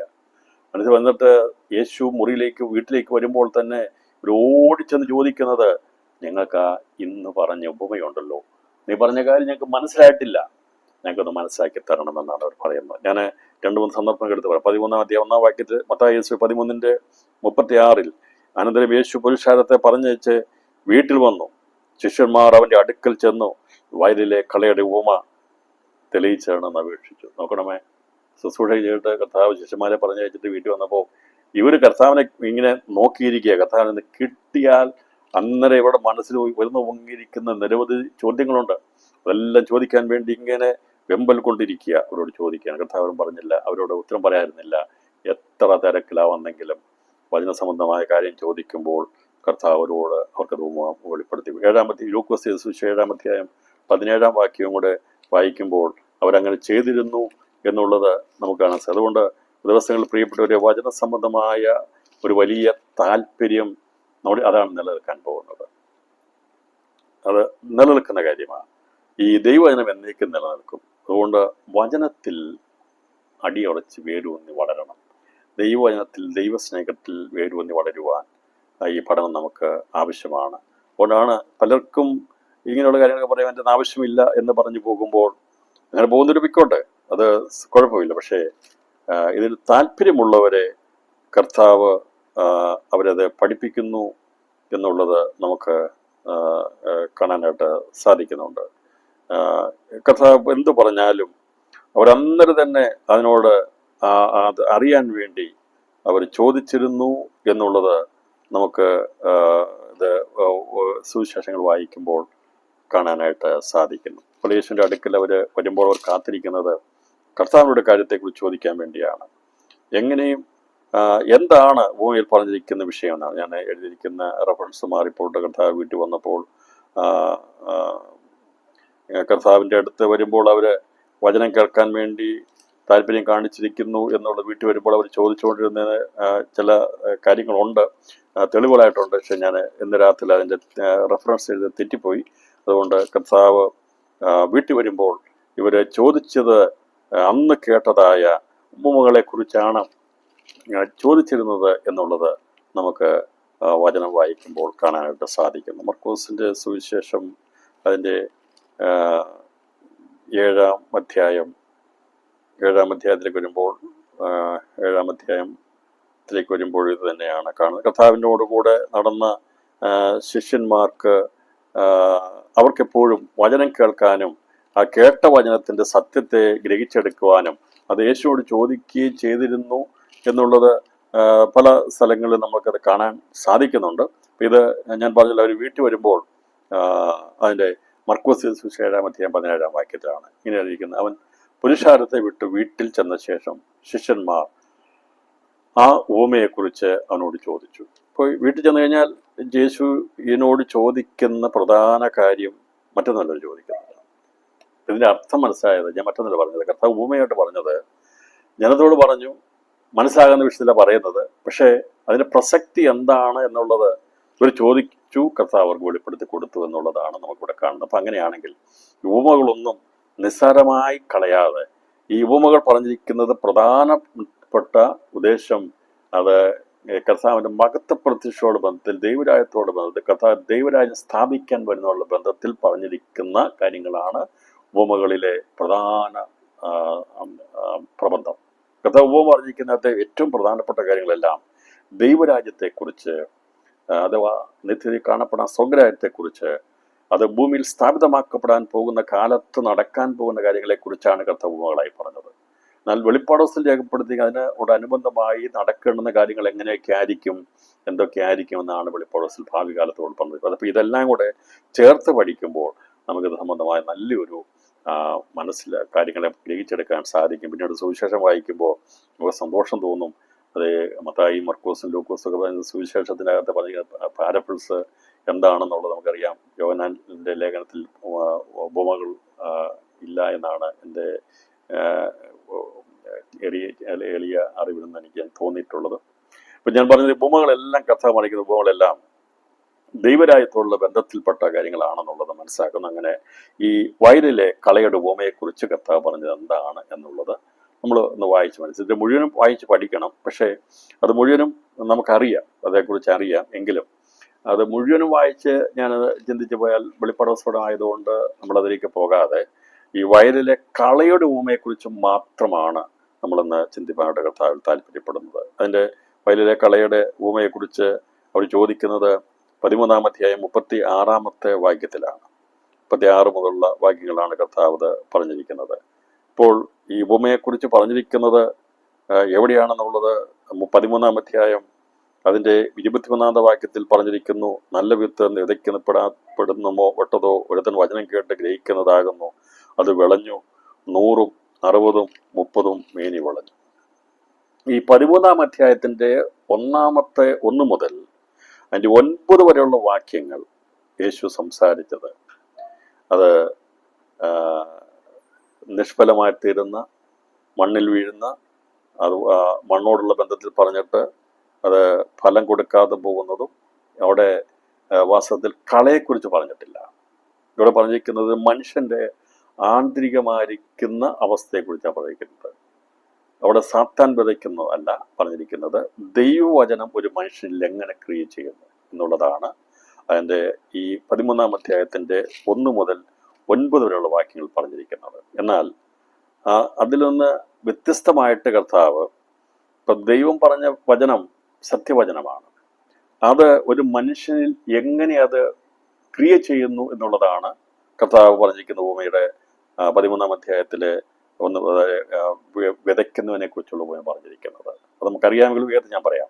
അപ്പോൾ അവരോട് ഉപമകളായി പ്രസ്താവിച്ച് ചെന്നാൽ വിതപ്പാൻ പുറപ്പെട്ടു. വിതയ്ക്കുമ്പോൾ ചിലത് വഴിയരികെ വീണു, പറകൾ വന്നത് തിന്നുകളഞ്ഞു. ചിലത് പാറസ്ഥലത്തേറെ മണ്ണില്ലാത്തയിടത്ത് വീണു, മണ്ണിന് താഴ്ചയില്ലാകിയാൽ ക്ഷണത്തിൽ മുളച്ചു വന്നു. സൂര്യൻ ഉദിച്ചാറെ ചൂട് തട്ടി വേറെ ഇല്ലാകിയാൽ അത് ഉണങ്ങിപ്പോയി. മറ്റു ചിലത് മുള്ളിനിടയിൽ വീണു, മുള്ളു മുളച്ചു വളർന്നു അതിനെ ഞെരുക്കിക്കളഞ്ഞു. മറ്റു ചിലത് നല്ല നിലത്ത് വീണ് 100, 60, 30 മേനിയായി വിളഞ്ഞു. ചെവിയുള്ളവൻ കേൾക്കട്ടെ. ഈ ചെവിയുള്ളവൻ കേൾക്കട്ടെ എന്ന് കർത്താവ് പറഞ്ഞിരിക്കുന്നത് ഏറ്റവും കൂടുതൽ പറഞ്ഞിരിക്കുന്നത് വെളിപ്പാട് പുസ്തകത്തിലാണ്. സഭയുള്ള തോതിലെല്ലാം പറഞ്ഞിട്ട് കർത്താവ് 7 സഭകളോടും പറഞ്ഞു ചെവിയുള്ളവൻ കേൾക്കട്ടെ എന്ന് പറഞ്ഞു. അപ്പോൾ ദൈവരാജ്യത്തെ സംബന്ധമായ ഉപമകൾ പറഞ്ഞപ്പോഴും, അതുപോലെ തന്നെ ദൈവസഭയോടുള്ള ബന്ധത്തിലെ കാര്യങ്ങളെ കർത്താവ് അത് വളരെ വ്യക്തമായി ഉപമ കൂടാതെ പ്രസ്താവിച്ചപ്പോഴും ഒരേ കാര്യം ദൈവം എടുത്ത് പറഞ്ഞു: ചെവിയുള്ളവൻ കേൾക്കട്ടെ. അപ്പോൾ ഉപമകളായി പ്രസ്താവിച്ച മുഴുവനും ദൈവരാജ്യത്തെക്കുറിച്ചുള്ളതാണ്. അപ്പോൾ കർത്താവ് പറഞ്ഞു ചെവിയുള്ളവൻ കേൾക്കട്ടെ. എന്നാൽ 7 സഭകളുള്ള ദൂത് പറഞ്ഞപ്പോൾ കർത്താവ് പറഞ്ഞു ചെവിയുള്ളവൻ കേൾക്കട്ടെ. അപ്പോൾ വെളിപ്പാട് പുസ്തകം രേഖപ്പെടുത്തിയിരിക്കുന്നത് ഉപമകളായിട്ടല്ല, വളരെ വ്യക്തമായി പരിശുദ്ധാത്മാവിനെ തന്ന ശേഷം നമുക്കത് മനസ്സിലാകും എന്നതുകൊണ്ട് ഒന്നും കൂടാതെ വളരെ തറപ്പിച്ച് വ്യക്തമാക്കി കർത്താവ് പറയുകയാണ്. അത് പറഞ്ഞു ചെവിയോളം കേൾക്കട്ടെ. ഇപ്പൊ പുതിയ നിയമത്തിൽ സുവിശേഷത്തിൽ കർത്താവ് പറഞ്ഞിരിക്കുന്ന ഉപമകളെല്ലാം അത് ദൈവരാജ്യത്തെക്കുറിച്ചുള്ളതാണ്. അപ്പൊ ദൈവരാജ്യത്തെക്കുറിച്ചും ദൈവസഭയെക്കുറിച്ചുള്ള വ്യത്യാസം അറിയാമല്ലോ, ഞാൻ ആവർത്തിക്കണ്ടല്ലോ. പക്ഷെ ചോദിച്ചാൽ എല്ലാവരും പെട്ടെന്ന് അങ്ങോട്ടും ഇങ്ങോട്ടും നോക്കി എന്താണെന്നുള്ളത്. ദൈവരാജ്യം എന്താണ്, ദൈവസഭ എന്താണ് എന്ന് കേട്ടതാണെങ്കിൽ നമുക്ക് എന്നും അറിയാമെങ്കിലും ഇപ്പം പലപ്പോഴും അറിയില്ല. നമ്മൾ എടുക്കുന്ന ഓക്സിജൻ എന്താണെന്ന് ചോദിച്ചാൽ നമുക്ക് പെട്ടെന്ന് പറയാൻ പറ്റത്തില്ല, അല്ലേ? ഓക്സിജൻ എന്താണെന്ന് ചോദിച്ചാൽ അതിൻ്റെ രാസനാമോ അല്ലെങ്കിൽ അതിൻ്റെ നമുക്കറിയത്തില്ല. പക്ഷെ നമുക്കത് അനുഭവമാണ്, നമ്മൾ അനുഭവിക്കുന്നത്. പറഞ്ഞതുപോലെ ചോദ്യങ്ങൾ അങ്ങോട്ട് പെട്ടെന്ന് ചോദിച്ചാൽ ഒരാൾക്ക് ഉത്തരം പറയാൻ പറ്റത്തില്ല. എനിക്കറിയാം, കുഞ്ഞുങ്ങളെല്ലാവരും എന്നോട് ചോദിച്ചാൽ എനിക്കും പറയാൻ പറ്റത്തില്ല, ആർക്കും പറയാൻ പറ്റത്തില്ല. ഇപ്പം ചോദിക്കുന്ന ഒരാൾക്ക് ഉത്തരം മനസ്സിൽ വെച്ചിട്ടുണ്ട്, അദ്ദേഹത്തിന് എളുപ്പമാണ്. ചോദിച്ചു കഴിഞ്ഞാൽ ഉത്തരം ഇന്നതാണെന്ന് അദ്ദേഹത്തിന് അറിയാം. പക്ഷേ ഉത്തരം അങ്ങനെ അതുപോലെ അത്ര ഗ്രാഹ്യമുള്ളവരായിരിക്കണം. പക്ഷെ ഇവിടെ ഞാൻ പറഞ്ഞല്ലോ ദൈവരാജ്യത്തെക്കുറിച്ച് പറയും. ഉപമകൾ പറഞ്ഞു ദൈവരാജ്യത്തെക്കുറിച്ചും അതിൻ്റെ ചെവിയുള്ളവൻ കേൾക്കട്ടെന്ന് കർത്താവ് പറഞ്ഞു. സഭകളോട് കർത്താവ് ദൂത് പറഞ്ഞപ്പോൾ ഉപമകളായിട്ട് പറഞ്ഞിട്ടില്ല, ചെവിയുള്ളവൻ കേൾക്കട്ടെന്ന് പറഞ്ഞു. രണ്ടും രണ്ട് കൺസെപ്റ്റാണ്, രണ്ട് ചിന്താഗതികളാണ്, രണ്ട് കാര്യങ്ങളാണ്. ഒന്ന് ദൈവരാജ്യം, രണ്ട് ദൈവസഭ. ദൈവരാജ്യത്തിൽ ഉൾപ്പെടുന്നതാണ് ദൈവസഭ. എന്നാൽ ദൈവസഭയിൽ ഉൾപ്പെടുന്നവർ അല്ല എല്ലാവരും ദൈവരാജ്യത്തിലുള്ളത്. എന്ന് പറഞ്ഞാൽ ദൈവസഭ ഉള്ളതാണ്, ദൈവരാജ്യത്തിലുള്ളവരാണ് ദൈവസഭ ഉള്ളവരെല്ലാവരും. എന്നാൽ ദൈവസഭയ്ക്കകത്ത് ദൈവരാജ്യത്തിലുള്ള എല്ലാവരും ഇല്ല. ചുരുക്കത്തിൽ പറഞ്ഞാൽ ദൈവസഭയ്ക്കകത്ത് പഴയ നിമിഷന്മാർ ഉൾപ്പെടുന്നില്ല. എന്നാൽ ദൈവരാജ്യത്തിൻ്റെ അകത്ത് പഴയ നിമിഷന്മാരും പുതിയ നിമിഷന്മാർ ഉൾപ്പെടും. അതാണ് എൻ്റെ വ്യത്യാസം, അതാണ് ദൈവരാജ്യം. അപ്പം നമ്മൾ രണ്ടിലും ഉൾപ്പെടുന്നവരാണ്, ദൈവരാജ്യത്തിലും ദൈവസഭയിൽ ഉൾപ്പെടുന്നവരാണ്. എന്നാൽ പഴയ നിമിഷന്മാരെ കുറിച്ച് പറയുമ്പോൾ അവർ ദൈവരാജ്യത്തിലാണ് ഉൾപ്പെടുന്നത്, ഇതിൽ ഉൾപ്പെടുന്നില്ല, ദൈവസഭയിൽ ഉൾപ്പെടുന്നില്ല. ഇനി അതിൻ്റെ ആഴം കുറച്ചുകൂടി അങ്ങ് അതിൻ്റെ 100% പഠിപ്പിച്ചാൽ ഇങ്ങനെയാണ് പഠിപ്പിക്കാൻ സാധിക്കുന്നത്. ഇപ്പോൾ ദൈവരാജ്യത്തിൽ ഉൾപ്പെടുന്നതാണ് നഗരവും മതിലും ഗോപുരങ്ങളെല്ലാം, അത് ദൈവരാജ്യത്തിലുള്ള ബന്ധത്തിൽ ഉൾപ്പെടുന്നതാണ്. എന്നാൽ ദൈവസഭയുടെ ബന്ധത്തിൽ ഏറ്റവും പ്രധാനമായിട്ടുള്ളത് മന്ദിരമാണ്. ക്രിസ്തുവുമായിട്ട് ചേരാനുള്ള ഭാഗ്യമാണ് ദൈവസഭയ്ക്ക് ലഭിച്ച ഏറ്റവും വലിയ ഭാഗ്യം. അപ്പോൾ അതുകൊണ്ടാണ് ദൈവസഭയിൽ 100 മേനിയും വിളയുന്നവർ കർത്താവിൻ്റെ കൂടെ മന്ദിരമായി തീരാനുള്ളവരാണ്. അതിൻ്റെ വ്യത്യാസം അതാണ്. അപ്പോൾ ദൈവസഭയെ മന്ദിരമായി തീരാനുള്ള ഭാഗ്യം അത് ദൈവസഭയുടെ 100%ഉള്ളവർക്കാണ്. ബാക്കി ദൈവരാജ്യത്തോട് ബന്ധത്തിൽ കാണുമ്പോൾ, യെരുശലേം നഗരത്തോട് ബന്ധത്തിൽ കാണുമ്പോൾ മതിലും നഗരവും ഗോപുരങ്ങളെല്ലാം നിൽക്കും. പക്ഷെ അത് മൂന്നും വ്യത്യസ്തമായ 3 നിലവാരങ്ങളിലുള്ളവരാണ്. നഗരത്തിലുള്ളവർ ഉള്ള വ്യത്യസ്തരാണ്, മതിലിനുള്ള വ്യത്യസ്തരാണ്, ഗോപുരമുള്ള വ്യത്യസ്തരുള്ളവരാണ്. ഇതിലെല്ലാം വ്യത്യസ്തമാണ് മണവാട്ടി സഭ. ഇവിടെ പറഞ്ഞിരിക്കുന്ന ഭൂമിയിൽ ഇത് നിശ്ചയം അടുക്കൽ വന്നു. അവരോട് ഉപമകളെ സംസാരിക്കുന്ന എന്ത് എന്ന് അവരോട് ചോദിച്ചു. അവരോട് ഇത്തരം പറഞ്ഞത്, സ്വർഗരാജ്യത്തിന് മർമ്മങ്ങളെ അറിയുവാൻ നിങ്ങൾക്ക് വരം ലഭിച്ചിരിക്കുന്നു, അവർക്കോ ലഭിച്ചിട്ടില്ല. ഉള്ളവനക്ക് കൊടുക്കും, അവന് സമൃദ്ധി ഉണ്ടാകും, ഇല്ലാത്തതിനോടോ അവനുള്ളത് കൂടി എടുത്തു കളയും. ഇത് തന്നെയാണ് ഇന്നലെ നമ്മൾ ചിന്തിച്ചത്. ഈ കൊടുത്തിട്ട് അത് കിട്ടുന്നില്ല, പ്രയോജനപ്പെടുന്നില്ലെങ്കിൽ എടുത്തു കളയുന്ന പറയുന്നത്. കാരണം എടുത്തു കളഞ്ഞില്ലെങ്കിൽ സാധാരണ എടുത്തുകൊണ്ട് പോകും. മനസ്സിലായോ? വഴിയരെ വിധിച്ചു കഴിഞ്ഞാൽ അവർ ഉള്ളോട്ട് പോയില്ല, പർവ്വജാതികളൊന്നും എടുത്തോണ്ട് പോയി. ഇപ്പം ഈ ഉള്ളവന് കൊടുക്കും, അവന് സമൃദ്ധി ഉണ്ടാകും, ഇല്ലാത്തവനോടോ ഉള്ളതും കൂടി എടുത്തു കളയും. കഥ ഇവിടെ പറഞ്ഞിട്ട് ഈ കല്യാണ വിധിശാലയിൽ പ്രവേശിച്ചപ്പോൾ അത് തന്നെയല്ലേ ചെയ്തത്. അതിൻ്റെ കയ്യിലുള്ളത് ദൈവം കൊടുത്തത് നമ്മളോട് വാങ്ങിച്ച് മറ്റവന് കൊടുത്തേക്കാൻ പറഞ്ഞു. ഇവൻ നരകാഗ്നി പോവുക, ഇവനതിൻ്റെ ആവശ്യമില്ല. ദൈവം കൊടുത്തിരുന്നത് അന്ന് വരെ അവൻ്റെ കൈവശമുണ്ടായിരുന്നു. ഞാൻ പറഞ്ഞത്, ദൈവം തന്നിരിക്കുന്ന കൈവശം വെച്ചുകൊണ്ട് അവസാനം വരെ വെച്ചുകൊണ്ട് മരിച്ചിട്ട് അത് പ്രയോജനമില്ലാത്ത രീതിയിലാണെങ്കിൽ അതൊക്കെ കൃപയൊക്കെ അത് നമ്മൾ ചെയ്തുകൊണ്ട് അതൊക്കെ കർത്താവിനെടുക്കും, നരകാഗ്നി പോകേണ്ടിട്ട് വരും. അപ്പം അതുകൊണ്ട് എന്തെങ്കിലും തന്നിട്ടുണ്ടെങ്കിൽ അത് ദൈവത്തിൻ്റെതെല്ലാം ദൈവം എടുക്കും, എന്നിട്ടേ ഇവിടെ തള്ളിക്കളയത്തുള്ളൂ. അതുകൊണ്ടാണ് പറയുന്നത്, ഉള്ളവന് കൊടുക്കും, ദൈവം അതിന് ഇല്ലാത്തവനോട് പറയാം അവർക്ക് ലഭിച്ചിട്ടില്ല. ഉള്ളവന് കൊടുക്കും, അവന് സമൃദ്ധി ഉണ്ടാകും, ഇല്ലാത്തവനോട് അവനുള്ളതൊക്കെയും എടുത്തു കളയും. ശിഷ്യന്മാരെ സംബന്ധിച്ചിടത്തോളം കർത്താവ് പറഞ്ഞത് വാസ്തവത്തിൽ അവർക്ക് ഉള്ളവന് കൊടുക്കും എന്ന് പറഞ്ഞാൽ ഈ ആഗ്രഹിക്കുന്നവനെ ദൈവം പറഞ്ഞാൽ ഞാൻ തൃപ്തിപ്പെടുത്തും. പക്ഷെ പരീക്ഷന്മാരും സദീശന്മാരും അങ്ങനെയുള്ള ആൾക്കാരുണ്ടല്ലോ, അവർക്ക് ഇത് മനസ്സിലാകത്തിൽ അവർ അംഗീകരിക്കത്തില്ല. പക്ഷെ അവർക്ക് ഉള്ളതെന്നും ഇങ്ങോട്ട് അതുകൂടെ അങ്ങ് എടുത്ത് കളയുന്നു പറഞ്ഞു. ഇല്ലാത്തവനോടോ അവനുള്ളതും കൂടി അങ്ങ് എടുത്ത് കളയും. കാരണം അവന് പ്രയോജനമില്ലാത്തതുകൊണ്ട് എടുത്ത് കളയുന്ന വഹിക്കുന്നത്. എന്നിട്ട് ഈ വിത്തിന് വിതച്ചതിനെ കുറിച്ച് അവരോട് ഉപമകൾ അവരോട് പറഞ്ഞു കൊടുത്തു. ഇത് എന്താണെന്ന് അവരോട് പറഞ്ഞു കൊടുത്തു. കർത്താവ് പറഞ്ഞു, അതിന് തുറന്നു വായിച്ചാൽ യേശു ക്രിസ്തു പറയുന്നത് എന്താണെന്നും അവൻ ആരാണെന്നും ശിഷ്യന്മാർക്ക് പറഞ്ഞു കൊടുക്കുക. ഏറിയ പ്രവാചകന്മാരും നീതിമാന്മാരും നിങ്ങൾ കാണുന്നത് കാണുവാൻ ആഗ്രഹിച്ചിട്ടും കണ്ടില്ല, നിങ്ങൾ കേൾക്കുന്നത് കേൾപ്പാൻ ആഗ്രഹിച്ചിട്ട് കേട്ടില്ല എന്ന് ഞാൻ സത്യമായിട്ട് ഇങ്ങോട്ട് പറയുന്നു. എന്നാൽ വിതയ്ക്കുന്നവൻ്റെ ഉപമ കേട്ടുകൊള്ളുവിൻ എന്ന് പറഞ്ഞു. എന്നിട്ട് വിതയ്ക്കുന്നതിന് ഉപമ കർത്താവ് അത് വിശദീകരിച്ചു കൊടുത്തു. എന്താ പറഞ്ഞത്? ഒരുത്തൻ രാജ്യത്തിൻ്റെ വചനം കേട്ടിട്ട് ഗ്രഹിക്കാഞ്ഞാൽ ദുഷ്ടൻ വന്ന് അവൻ്റെ ഹൃദയത്തിൽ വിതയ്ക്കപ്പെട്ട് എടുത്തു കളയുന്നു. ഇതത്രേ വഴിയിരിക്കും വിതയ്ക്കപ്പെട്ടവർ. ഈ കേട്ടിട്ട് ഗ്രഹിക്കാത്തവരുണ്ടെന്ന് പറഞ്ഞാൽ അതിനെ നിസ്സാരമായി കണക്കാക്കുന്നവരുണ്ട്. ഒരു ട്രാക്റ്റ് അല്ലേ എൻ്റെ തന്നെ എഴുതിയിരിക്കുന്നത്, അല്ലേ? എൻ്റെ തന്നെ എഴുതിയിരിക്കുന്നു. പക്ഷെ ഇവനറിയത്തില്ല 1 കോടിയുടെ ഒരു ലോട്ടറി ടിക്കറ്റ് എടുത്ത് വെച്ച് കാത്തിരിക്കുന്നതിനേക്കാൾ എത്രയോ വിലയേറിയതാണ് രക്ഷയെന്ന സന്ദേശം കൈമാറുന്ന ഒരു ട്രാക്റ്റ്. ഓരോരുത്തരുടെയും പേഴ്സിലും വീട്ടിലുമൊക്കെ കോടിക്കണക്കിന് രൂപയുടെ ലോട്ടറി എടുത്ത് വെച്ച് കാത്തിരിക്കുക കിട്ടുമെന്ന് വിചാരിച്ച് അവരത് വളരെ സൂക്ഷിപ്പിച്ച് വെച്ചുകൊണ്ടിരിക്കുക. എന്നാൽ പാവപ്പെട്ട ഒരു ഉപദേശി, ഒരു സുവിശേഷകൻ രക്ഷയുടെ സന്ദേശമാകുന്ന ഒരു ട്രാക്റ്റ് കൊടുക്കുമ്പോൾ നിസ്സാരമായി കണക്കാക്കി വേണമെന്നത് അവിടെ മുമ്പ് വെച്ചിന് കീറിക്കളയും. നീ ഒരു ലോട്ടറി ടിക്കറ്റ് വാങ്ങിച്ചാൽ കീറിക്കളയുമോ? സൂക്ഷിച്ചു വയ്ക്കും. ഭാഗ്യം കാണുമെന്ന് വെച്ചുകൊണ്ടിരിക്കും. പക്ഷേ രക്ഷയുടെ സന്ദേശമാകുന്ന വരുന്ന സുവിശേഷം കേൾക്കുമ്പോൾ തന്നെ അതിനോട് വിഘടിച്ച് ദുഷ്ടന്റെ പ്രവൃത്തി മുഖാന്തരമായി അതിനെ അപ്പോൾ തന്നെ കീറിക്കളയുന്ന, ഇല്ലാതാക്കി കളയുന്ന അവസ്ഥയാണ് വഴിയേരികെ വീഴുക എന്ന് പറയുന്നത്. അവരതിനെ പുച്ഛിച്ചു കളഞ്ഞു, അവഗണിച്ചു കളഞ്ഞു. എന്താണെന്ന് ഗ്രഹിക്കാൻ അവർ താല്പര്യപ്പെട്ടില്ല, അല്ലേ? ഒരു കാലത്ത് നമ്മളും അങ്ങനെയൊക്കെ ആയിരുന്നു. നമ്മൾ ചിലർ അങ്ങനെയൊക്കെ ആയിരുന്നു. അവർ ഉപദേശിമാരെന്നാ പറയട്ടെ, ഉപാസമാരെന്നാ പറയട്ടെ, അവരുടെ ഇഷ്ടം അവർ പറയട്ടെ, അവർക്ക് വേണമെങ്കിൽ അവിടെ ജീവിതമാർഗമായിരിക്കും എന്നൊക്കെ ചിന്തിച്ചവരായിരുന്നു, അല്ലേ? അങ്ങനെ ചിന്തിച്ചിട്ടുണ്ട്. വഴിയെന്ന് പ്രസംഗിക്കുന്നത്, ഇങ്ങനെ കഷ്ടപ്പെട്ടു പോകുന്നത്, ടാക്ട് കൊടുക്കുന്നത്, അതൊക്കെ അവർക്ക് അവിടെ ജീവിതമാർഗമാണ് എന്ന് ചിന്തിച്ചിട്ടുണ്ട്. ചിന്തിച്ചിട്ടില്ലേ? സഭയിൽ ഉപവാസ പ്രാർത്ഥന നടത്തുന്നത് ഇങ്ങനെ നടത്തുന്നത്, അത് അവർക്ക് പണിയില്ലാത്തവർ ചെയ്യുന്നത്. അവരുടെ പണി അതാ, ഞങ്ങൾക്ക് വേറെ പണിയുണ്ടെന്ന് പറയും. കേട്ടിട്ട് ഗ്രഹിക്കാതെ പോകരുത്.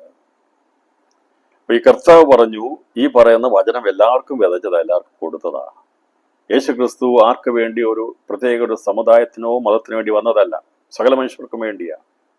കർത്താവ് പറഞ്ഞു, രക്ഷാകരമായ ദൈവത്തിന്റെ പ്രീതി ഉദിച്ചു, എല്ലാവർക്കും വേണ്ടിയുള്ളതാ, സകല മനുഷ്യർക്കുമുള്ളതാ. പക്ഷേ ഇതിനെ അവഗണിച്ച് കളഞ്ഞിട്ട് റിജക്റ്റ് ചെയ്ത് ചവിട്ടിക്കളയുന്നതിനെയാണ്, നിസ്സാരമായി തള്ളിക്കളയുന്നതിനെയാണ് ഈ പറയുന്ന വഴിയരികെ വീടുന്നതിനോട് ബന്ധപ്പെട്ട്. കാരണം സാത്താനുമായി വളരെ ബന്ധമുണ്ട്. ഇവന്റെ അടുക്കൽ സാത്താൻ്റെത് മാത്രമേ പോവുകയുള്ളൂ. അതിന് വളരെ അവൻ സ്വീകരിക്കും. പക്ഷെ ദൈവത്തിൽ എന്തെങ്കിലും വന്നാൽ അവനത് റിജക്റ്റ് ചെയ്യും, മറ്റവനെ ഒന്ന് എടുത്തുകൊണ്ട് പോകും. കാരണം ഇവനുമായിട്ട് ബന്ധം അത്രമാത്രം, അത് സാത്താനുമായിട്ട് വളരെ ബന്ധമുള്ളവരാണ് ഈ ദൈവവചനത്തെ വേഗത്തിൽ റിജക്റ്റ് ചെയ്ത് കളയുന്നത്. രണ്ടാമത് പറഞ്ഞിരിക്കുന്നത് വഴിയരികെ പാറസ്ഥലത്ത് വിതയ്ക്കപ്പെട്ടെന്ന് പറഞ്ഞാൽ ഒരുത്തൻ വചനം കേട്ടിട്ട് ഉടനെ സന്തോഷത്തോടെ കൈക്കൊള്ളുന്നവൻ, അത് നമുക്ക് പറയാൻ സാധിക്കുന്നത് ടെമ്പററി ബിലീഫർ എന്ന് പറയും. ഭയങ്കര സന്തോഷത്തോടെയായിരിക്കും അവരെ സ്വീകരിക്കുന്നത്. കുറച്ച് കഴിയുമ്പോഴാണ് ഇതിൻ്റെ കാര്യങ്ങളൊക്കെ ഒന്ന് ചിന്തിക്കുന്നത്. അയ്യോ, ഞാൻ ഈ എടുത്തിരിക്കുന്നത് എത്ര അപകടകരമായ കാര്യമാണ്, സമൂഹത്തിന് തള്ളപ്പെടുമല്ലോ, അവിടെ തള്ളപ്പെടും, ഇവിടെ തള്ളപ്പെടുമല്ലോ, പേടി വരും. അപ്പം അത് പാറസ്ഥലത്ത് വിതയ്ക്കപ്പെടുന്ന വചനം കേട്ടിട്ട് ഉടനെ സന്തോഷത്തോടെ കൈക്കൊള്ളുന്നത് ആകുന്നെങ്കിലും വേരില്ലാതിരിക്കുമ്പോൾ അവൻ ക്ഷണികനത്രേ. വചന നിമിത്തം ഞെരുക്കമോ ഉപദ്രവമോ നേരിട്ടാൽ അവൻ ക്ഷണത്തിൽ എറിപ്പോകുന്നു എന്നാണ് പറയുന്നത്. ക്ഷണിക വിശ്വാസി, ക്ഷണികതയാണ്. അപ്പോൾ പെട്ടെന്ന് സ്വീകരിച്ചു. പക്ഷെ ഇത് ഓക്കെ, ഒരു വചനം കേട്ടു അല്ലെങ്കിൽ കേട്ടു, സ്വീകരിച്ചു. പക്ഷെ കുറച്ച് കഴിഞ്ഞപ്പോഴാണ് ഇതിനകത്തുള്ള പ്രാർത്ഥനയ്ക്ക് പോയുള്ള പ്രശ്നങ്ങൾ, ബുദ്ധിമുട്ടുകൾ, അവിടെ ചെല്ലുമ്പോൾ അതിൻ്റെ അകത്തെ വിഷയങ്ങൾ, ഞെരുക്കം, ഇതെല്ലാം ഉണ്ടാകും. ഞാൻ ദൈവസഭയ്ക്കകത്ത് വന്നാൽ അവിടെ ഒരു പ്രശ്നമില്ലാത്ത അല്ല ദൈവസഭ. ശരിക്കും ഞെരുക്കുന്ന, ശരിക്ക് പരുവപ്പെടുത്തി എടുക്കുന്ന സ്ഥലമാണ് ദൈവസഭ. അത് കണ്ടിട്ടേ വിശ്വാസം വരാവുള്ളൂ. അത് അവിടെ വരുമ്പോൾ എല്ലാവരും ചേട്ടാ, ചേച്ചി, ആൻറ്റി, അമ്മയെന്ന് വിളിച്ചു നടക്കുന്ന സ്നേഹത്തിൻ്റെ പ്രദർശന സ്ഥലങ്ങളല്ല, മുഖം മൂടിയുടെ സ്ഥലമല്ല ദൈവസഭ. അങ്ങനെ എക്സ്പെക്ട് ചെയ്യുന്ന ആരെങ്കിലും ഉണ്ടെങ്കിൽ ഈ ദൈവസഭയ്ക്കകത്ത് വരരുത്. ഇതിനകത്ത് ഞെരുക്കം ഉണ്ടാകും, ഉപദ്രവം ഉണ്ടാകും, പ്രശ്നം ഉണ്ടാകുന്നേ. ഇത് ഈ വെള്ളത്തിൽ കിടക്കുന്ന കല്ലുകൾക്ക് ആ പ്രശ്നമുള്ളത്, കരക്കിടുന്ന കുഴപ്പമില്ല. നിന്റെ മൂർത്ത ഭാവം മാറണമോ, ഈ ഞെരുക്കവും പ്രശ്നവും ബുദ്ധിമുട്ടും ഇല്ലായ്മയും അവഗണനയും തള്ളിക്കളച്ചിലും ഒക്കെ ഉണ്ടാകണം. അങ്ങനെയാണ് നമ്മളെ രൂപപ്പെടുത്തി മിനുസമുള്ള കല്ലാക്കി മാറ്റുന്നത്. അതുകൊണ്ട് ദൈവസഭയ്ക്കകത്ത് വന്നാൽ ഒരു കുഴപ്പവും ഇല്ല. ഈ ഇവരൊക്കെ സുവിശേഷം പറഞ്ഞപ്പോൾ എത്ര സ്നേഹമുള്ളവരായിരുന്നു, വന്നു കഴിഞ്ഞപ്പോൾ ഒരു സ്നേഹം കാണിച്ചില്ല എന്നൊക്കെ നമ്മൾ പറയും. ശരിയാ, അങ്ങനെ സ്നേഹമില്ലാത്തതുകൊണ്ടല്ല. ഇത് ഒരു കൊച്ചിനെ ഒരു നേഴ്സറി കൊണ്ടുവിട്ട് കഴിഞ്ഞാൽ അവിടെ എന്നും പാട്ടും മാത്രം പഠിപ്പിച്ചാൽ മതിയോ? പോരാ. അതിൻ്റെ മുമ്പോട്ട് പോകുമ്പോൾ എന്തെങ്കിലും വഴക്ക് പറയണം, ശാസിക്കണം, തല്ലണം, ശിക്ഷിക്കണം. അപ്പം അങ്ങനെ വരുമ്പോൾ ആട്ടും കൂത്തും പാട്ടും മാത്രമായിട്ട് നിന്നാൽ പോരാ. അങ്ങനെയുള്ള സഭകളുണ്ട്. നേഴ്സറിയാ, കുഴപ്പമൊന്നുമില്ല. അവിടെ ചെന്ന് കഴിഞ്ഞാൽ ഞങ്ങൾക്ക് ഒരു കുഴപ്പമില്ല. ശരിയാ, അവിടെ ഒരു പ്രശ്നമില്ല. പക്ഷേ സത്യസഭയ്ക്കകത്ത് പ്രശ്നങ്ങളുണ്ട് എന്ന് അംഗീകരിക്കുന്നു, ഞാൻ സമ്മതിക്കുന്നു. ഇത് പാട്ട് പഠിപ്പിക്കുന്ന, ഡാൻസ് പഠിപ്പിക്കുന്ന ഒരു നേഴ്സറി സ്കൂളല്ല. ഇതിൻ്റെ അകത്ത് ശരിയായ രീതിയിലുള്ള അഭ്യാസം പഠിപ്പിക്കും എന്ന് പറഞ്ഞാൽ എന്താണെന്ന് പറഞ്ഞാൽ അറിയാമോ? അഭ്യാസം തികഞ്ഞവരെല്ലാം ക്രിസ്തുവിനെ പോലെയാകുമെന്ന് പറയുന്നത്. നമ്മുടെ ഗുരുവായിരിക്കുന്ന കർത്താവ് നമ്മളെ പഠിപ്പിച്ച യുദ്ധാഭ്യാസമല്ല പഠിപ്പിച്ചത്, താഴ്മ പഠിപ്പിച്ചു, നമ്മളെ സ്നേഹം പഠിപ്പിച്ചു, അവൻ നമ്മളെ അഭ്യസിപ്പിച്ചു. എന്താണ് താഴ്മ, എന്താണ് ക്ഷമ, എന്താണ് സ്നേഹം, എന്താണ് കരുണ, ഇതെല്ലാം ഈ ഗുരു നമ്മളെ പഠിപ്പിച്ചിട്ടുണ്ട്. സ്തോത്രം. അതെല്ലാം പഠിച്ചതൊക്കെയാണ്. അപ്പം അങ്ങനെ ക്ഷമയെക്കുറിച്ച് പഠിക്കുകയാണെന്നെങ്കിൽ നമുക്ക് ഉണ്ടാകാത്ത അവസരം ഉണ്ടാകണ്ടേ? അതുണ്ടാകും. അകത്തുനിന്നോ പുറത്തുനിന്നോ വീട്ടിൽ നിന്നോ സഭയ്ക്കകത്തുനിന്നോ എവിടെയെങ്കിലും ഉണ്ടാകും. അത് വിചാരിച്ചാൽ മതി. എന്നെ കർത്താവ് ക്ഷമ പഠിപ്പിക്കുക, ക്ഷമിക്കാൻ പഠിപ്പിക്കുക. ജോലി സ്ഥലത്തുണ്ടാകാം, വീട്ടിലുണ്ടാകാം, സഭയ്ക്കകത്തുണ്ടാകാം, എല്ലായിടത്തും പല പ്രശ്നങ്ങൾ ഉണ്ടാകുമ്പം നമ്മൾ ക്ഷമ കെട്ടു പോകരുത്. സ്നേഹമില്ലാത്ത അവസ്ഥ വരും. നിങ്ങൾ സഹായിച്ചു, എല്ലാം ചെയ്തു, തിരിഞ്ഞു പോലും വിളിക്കുന്നില്ല, ഒന്നും മിണ്ടുന്ന പോലും കാണത്തില്ല. കർത്താവ് പറയും, ഞാൻ നിന്നെ സ്നേഹം പഠിപ്പിക്കുക. അപ്പം നമുക്ക് വിഷമമുണ്ടാകും. ഇത്രയൊക്കെ ഞാൻ പ്രാർത്ഥിച്ചിട്ടും ഒക്കെ ഒന്ന് വിളിച്ചു പോലും ഇല്ലെന്ന് വിചാരിക്കില്ലേ? എന്താ പറയുമ്പോൾ ഞാൻ ജീവൻ തന്നതാ, എന്നിട്ട് പോലും ഒന്ന് നോക്കി ദൈവമേ എന്നൊരു നന്ദി പറയാനായിട്ട് മനുഷ്യനെ കൊണ്ട് സാധിക്കുന്നില്ല. അപ്പം അതുകൊണ്ട് സ്നേഹം നമ്മളെ പഠിപ്പിക്കും. ഇതെല്ലാം ദൈവം നമ്മുടെ ഗുരു അതാ, അഭ്യാസം തികഞ്ഞെല്ലാം ഗുരുവിനെ പോലെയാകുമെന്ന് പറഞ്ഞത് അല്ലേ? നമ്മളെല്ലാം അഭ്യാസം പഠിച്ചുകൊണ്ടിരിക്കുക, കളരിയ.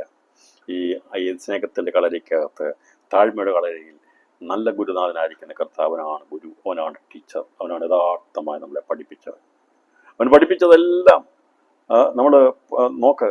കർത്താവ് അവരോട് പറഞ്ഞു, കുറ്റമതിച്ചോട് ചോദിച്ചു, നിങ്ങൾക്ക് വേണേൽ ചോദിക്കാം, ഞാൻ എൻ്റെ ശിഷ്യന്മാരോട് ഉപദേശിച്ചെല്ലാം നിങ്ങൾക്ക് ചോദിക്കാം. പരസ്യമായിട്ടാണ് ഞാൻ പറഞ്ഞിരിക്കുന്നത്, ഒന്നും രഹസ്യമായിട്ടല്ല. ക്രിസ്തുവിന്റെ സഭയ്ക്കോ ക്രിസ്ത്യാനികൾക്കോ ദൈവമക്കൾക്കോ രഹസ്യ തന്ത്രങ്ങളില്ല. നാം സുവിശേഷം അറിയിക്കുമ്പോൾ രഹസ്യത്തോടെ എവിടെയെങ്കിലും പോയി രഹസ്യ പ്രവർത്തനം അല്ല ചെയ്യുന്നത്. ആരെങ്കിലും മറിച്ച് കളയാൻ വേണ്ടി അല്ല ചെയ്യുന്നത്. നമ്മൾ രഹസ്യത്തിൽ നമ്മൾ പ്രാർത്ഥിക്കുന്നു. അവിടെയും നമ്മൾ പ്രാർത്ഥിക്കുന്നത് അത് പരസ്യമാക്കിയാൽ പോലും ആർക്കും ഒരു ദോഷം വരാത്ത പ്രാർത്ഥനയാ ദൈവമക്കളുടെ പ്രാർത്ഥന അല്ലേ? നമ്മുടെ പ്രവർത്തനങ്ങൾ നമ്മൾ ആസൂത്രണം ചെയ്യുന്നത്, നമ്മൾ ഫാമിലി കോൺഫറൻസ് കൂടുന്നത്, നമ്മൾ മീറ്റിംഗ് കൂടുന്നത്, നമ്മൾ കൺവെൻഷൻ നടത്തുന്നത് എല്ലാം നമ്മൾ ആസൂത്രണം ചെയ്ത് ആരെങ്കിലും മറിച്ച് കളയാൻ വേണ്ടിയാണോ? അല്ല. നമ്മൾ ചെയ്യുന്നത് നീതിയുള്ള ദൈവത്തിൻ്റെ രാജ്യത്തെക്കുറിച്ച്, പാപക്ഷമയെക്കുറിച്ച്, ഏത് ജാതിയിലും മതത്തിലും പെട്ടവന് രക്ഷപ്പെടാമെന്നുള്ള സന്ദേശമാണ്. അതിൻ്റെ അകത്ത് ഒരു സീക്രസിയുമില്ല, ഒരു രഹസ്യങ്ങളുമില്ല. എന്നാൽ ദൈവത്തെ അത് മർമ്മങ്ങളുണ്ട്. അത് മനസ്സിലാക്കുവാൻ ദൈവം നമുക്ക് കൃപ നൽകുകയും ചെയ്യും. അത് മറച്ചു വെച്ചിരിക്കുന്നത് സാത്താൻ വീഴ്ചെടുക്കാതിരിക്കാൻ വേണ്ടി, അവനതിനെ തടയിടാതിരിക്കും, അത് അവനോട് എതിർക്കാൻ വേണ്ടിയാണ്. അപ്പോൾ ഇതിനെക്കുറിച്ച് അറിയാം എങ്കിലും ഞാൻ ഒന്ന് വേറെ പറഞ്ഞു പോകുന്നത്, നമ്മൾ എത്ര കേട്ടാലും ഇതൊക്കെ വായിച്ചു പോകും. പിന്നെയും അതിനകത്ത് ആഴങ്ങൾ, വേറെ അർത്ഥങ്ങൾ ഇരിപ്പുണ്ട്. അതുകൊണ്ടാണ് വചനം വായിച്ചിട്ട് നമ്മളിത് ഇത് കഴിഞ്ഞ ദിവസം ഞാൻ പഠിപ്പിച്ച 30, 60, 100 മേനി പിന്നെ പഠിപ്പിക്കുക എന്തിനാന്ന് ചോദിച്ചാൽ അതിനകത്ത് പിന്നെ ആഴം പറഞ്ഞിരിക്കും. അതുകൊണ്ടാണ് എത്ര പഠിപ്പിച്ചാലും തീരത്തില്ല. ഓക്കെ, അടുത്ത പറഞ്ഞിരിക്കുന്നത് മുള്ളിനടയിൽ വിതയ്ക്കപ്പെട്ടതാണ്. അത് അവൻ്റെ ഉള്ളിനെ കുറിച്ചാണ് പറഞ്ഞിരിക്കുന്നത്.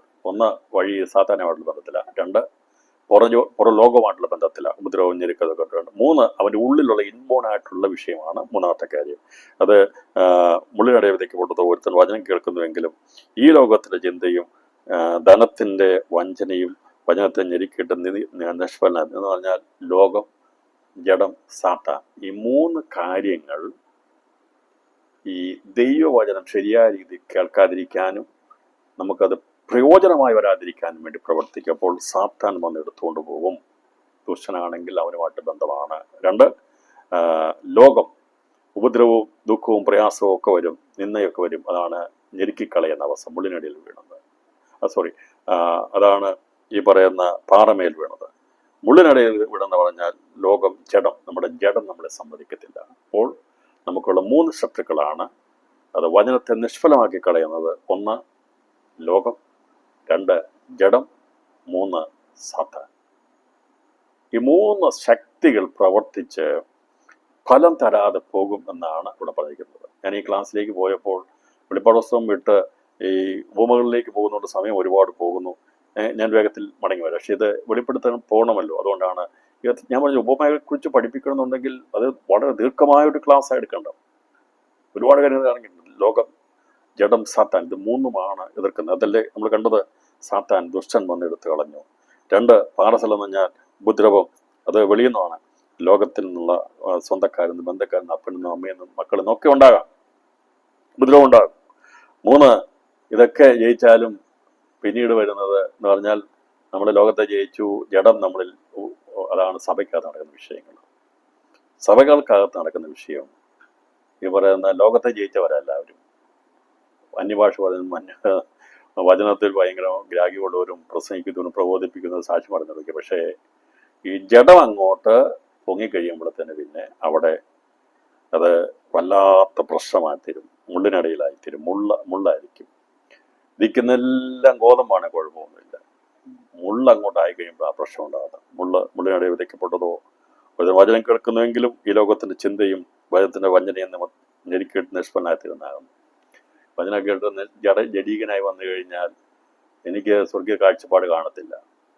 അതുകൊണ്ട് ഞാൻ അതാണ് ഇവിടെ പറയുന്നത്, ലോകം, ജഡം, സാത്താൻ. എന്നാൽ നാലാമത്തെ കാര്യം പറയുന്നത്, നല്ല നിലത്ത് വിതയ്ക്കപ്പെട്ടതോ ഒരുത്തൻ വചനം കേട്ട് ഗ്രഹിക്കുന്നത് ആകുന്നു. അത് വിളഞ്ഞു 60, 100, 60, 30 മേനി വിളഞ്ഞു.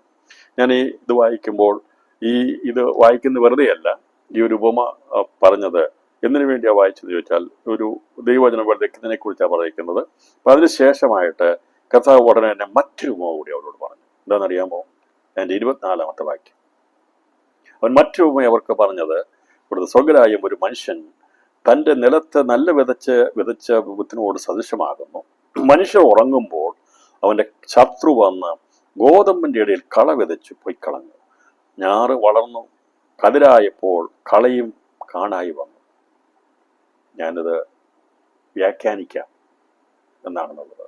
ആദ്യം വിത്ത് വിതച്ച് ഒരു മനുഷ്യനുള്ള ബന്ധത്തിൽ സാത്താനും ലോകവും ജഡവും കൂടി അവനെ നിഷ്ഫലമാക്കി കളയുമ്പോൾ അതിനെ ജയിച്ചു നിൽക്കുന്ന ദൈവമക്കളാണ് ദൈവസഭ. അതാണ് 1-ാം നൂറ്റാണ്ടിൽ നമുക്ക് കാണാൻ സാധിക്കുന്നത്. അവര് 30, 60, 100 മേനി വളഞ്ഞു. ഇവിടെ ഡിസെൻഡിങ് ഓർഡറല്ല പറഞ്ഞിരിക്കുന്നത്. അതിൻ്റെ കാരണമുണ്ട്.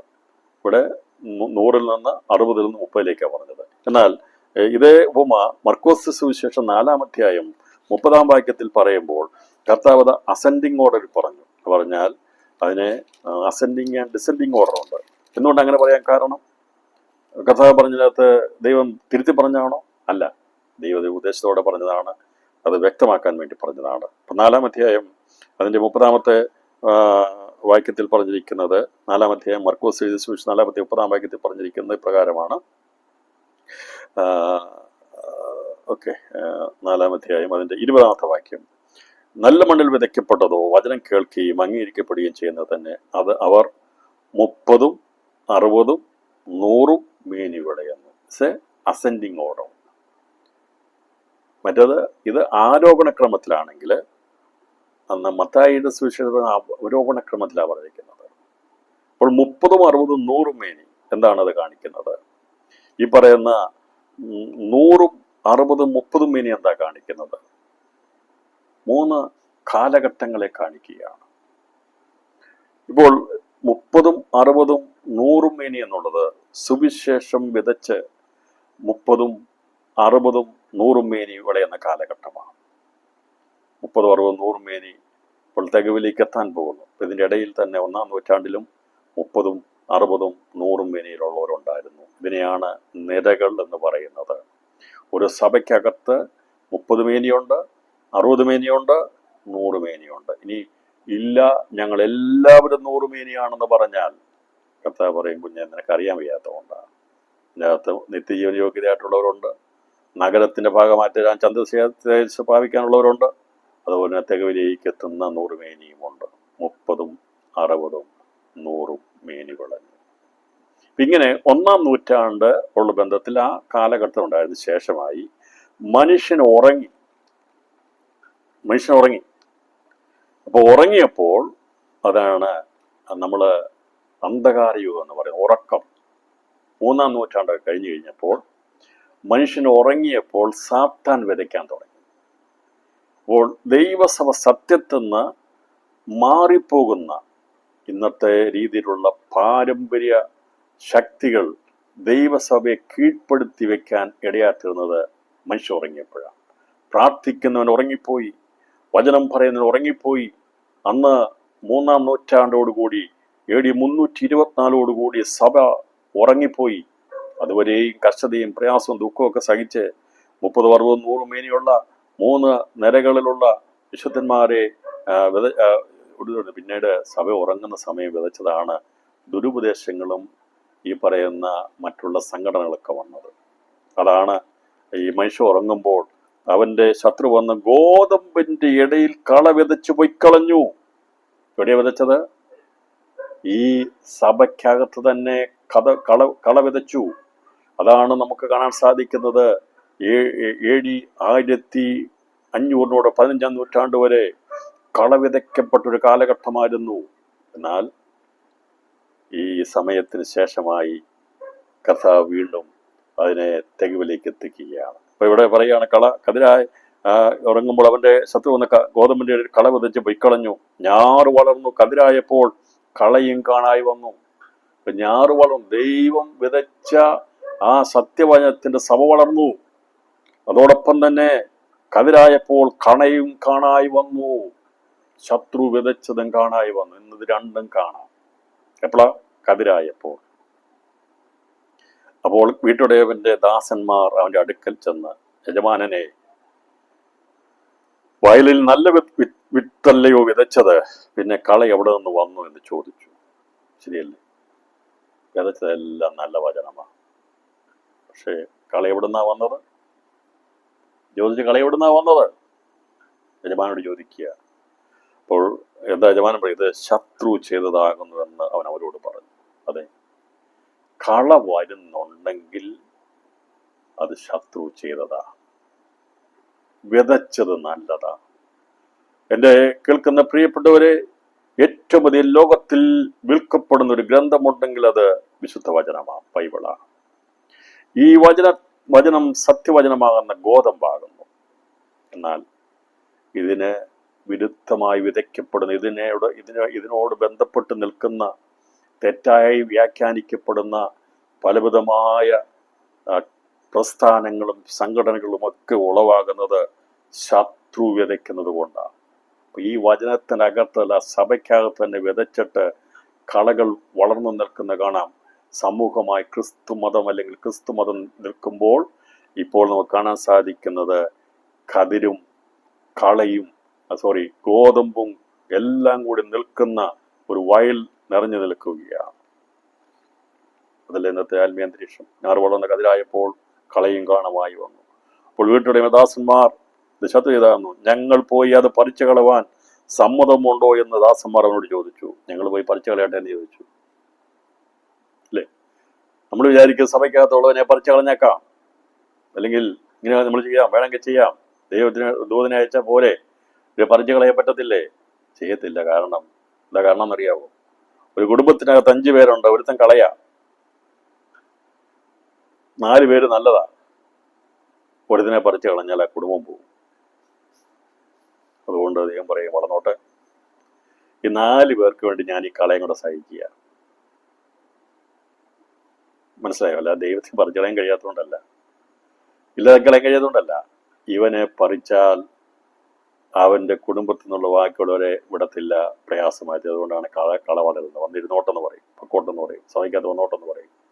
അതുകൊണ്ടാണ് പറിക്കാൻ ആരും സമ്മതിക്കാത്തത്. പിന്നെ വ്യക്തമായിട്ടുള്ള കൃത്യമായിട്ടുള്ള കാര്യങ്ങൾ മനസ്സിലാക്കിയ സഭയ്ക്കകത്തുനിന്ന് മുടക്കണം. പക്ഷേ കാര്യമില്ലാതെ മറ്റുള്ളവരുടെ വിശ്വാസത്തെ ചോദ്യം നമ്മളൊന്നും ചെയ്യാൻ പാടില്ല എന്നുള്ളതുമാണ് ഞാൻ പറഞ്ഞത്. അപ്പോൾ ഇങ്ങനെ നമ്മളായിട്ട് കള പറിക്കണ്ട. പിന്നെ സഭയ്ക്കകത്തുനിന്ന് മുടക്കേണ്ടതുണ്ടെങ്കിൽ അത് വ്യക്തിപരം നമുക്കറിയാം, പാപം ചെയ്തു എന്നുള്ളത് വളരെ വ്യക്തമാണെങ്കിൽ അതിനെ ചെയ്യാം. പക്ഷേ കള ഏതാണെന്ന് നമുക്ക് അറിയത്തില്ല. കത്തുമേശ എടുക്കും, കൂട്ടത്തിൽ കൂടി എല്ലാം കൂടും. ഇത് ഗോതമ്പാണോ കളയാണോ എന്നുള്ളത് നിങ്ങൾക്കറിയാൻ പറ്റുമോ? ഒരു പാടത്ത് ചെന്നിറങ്ങി നിന്ന് കഴിയുമ്പോഴത്തേന് ഇതെല്ലാം ഒരുപോലെ തോന്നുകയുള്ളൂ. പറിക്കുമ്പോൾ നല്ലത് കൂടെ പോകും. അതുകൊണ്ട് പറിക്കേണ്ട. കർത്താവ് പറഞ്ഞു, ഈ കളയൊക്കെ ഉണ്ട് സഭയ്ക്കകത്തുണ്ട് കേട്ടോ, ദൈവത്തിന് അറിയാം. എല്ലാവരും ഗോതമ്പൊന്നും അല്ലെന്ന് ദൈവത്തെ അറിയാം, പക്ഷെ പറിക്കുന്നില്ല. കർത്താവ് പറഞ്ഞു, വളർന്നോട്ടെ പറഞ്ഞു. എന്തപ്പോ ഇത് എന്താ പറയാണ്, രണ്ടും കൂടെ കൊയ്ത്തോളം വളരട്ടെ. എൻ്റെ കർത്താവ് പറയുക, ഇത് രണ്ടും വളർന്നോട്ടറാ. ഞാൻ വിതച്ചതും സാത്താൻ വിതച്ചതും വളർന്നോട്ടെ. അതല്ലേ ഇന്ന് കാണുന്നത്? അത് ദൈവം അനുവദിച്ചു കൊടുക്കുക, വളരാൻ പറയുക, രണ്ടും വളരുക, രണ്ടും കൊയ്ത്തോളം വളർന്നോട്ടെ. എന്നിട്ട് പറയുകയാണ്, കൊയ്യുന്നവരോട് മുമ്പേ കള പറിച്ചു കൂട്ടി ചുട്ടുകളയേണ്ടതിന് കെട്ടുകളായി കെട്ടുവാനും ഗോതമ്പ് എൻ്റെ കളപ്പുരയിൽ കൂട്ടി വയ്പ്പാനും കൽപ്പിക്കുമെന്ന് അത്രയും പറഞ്ഞു.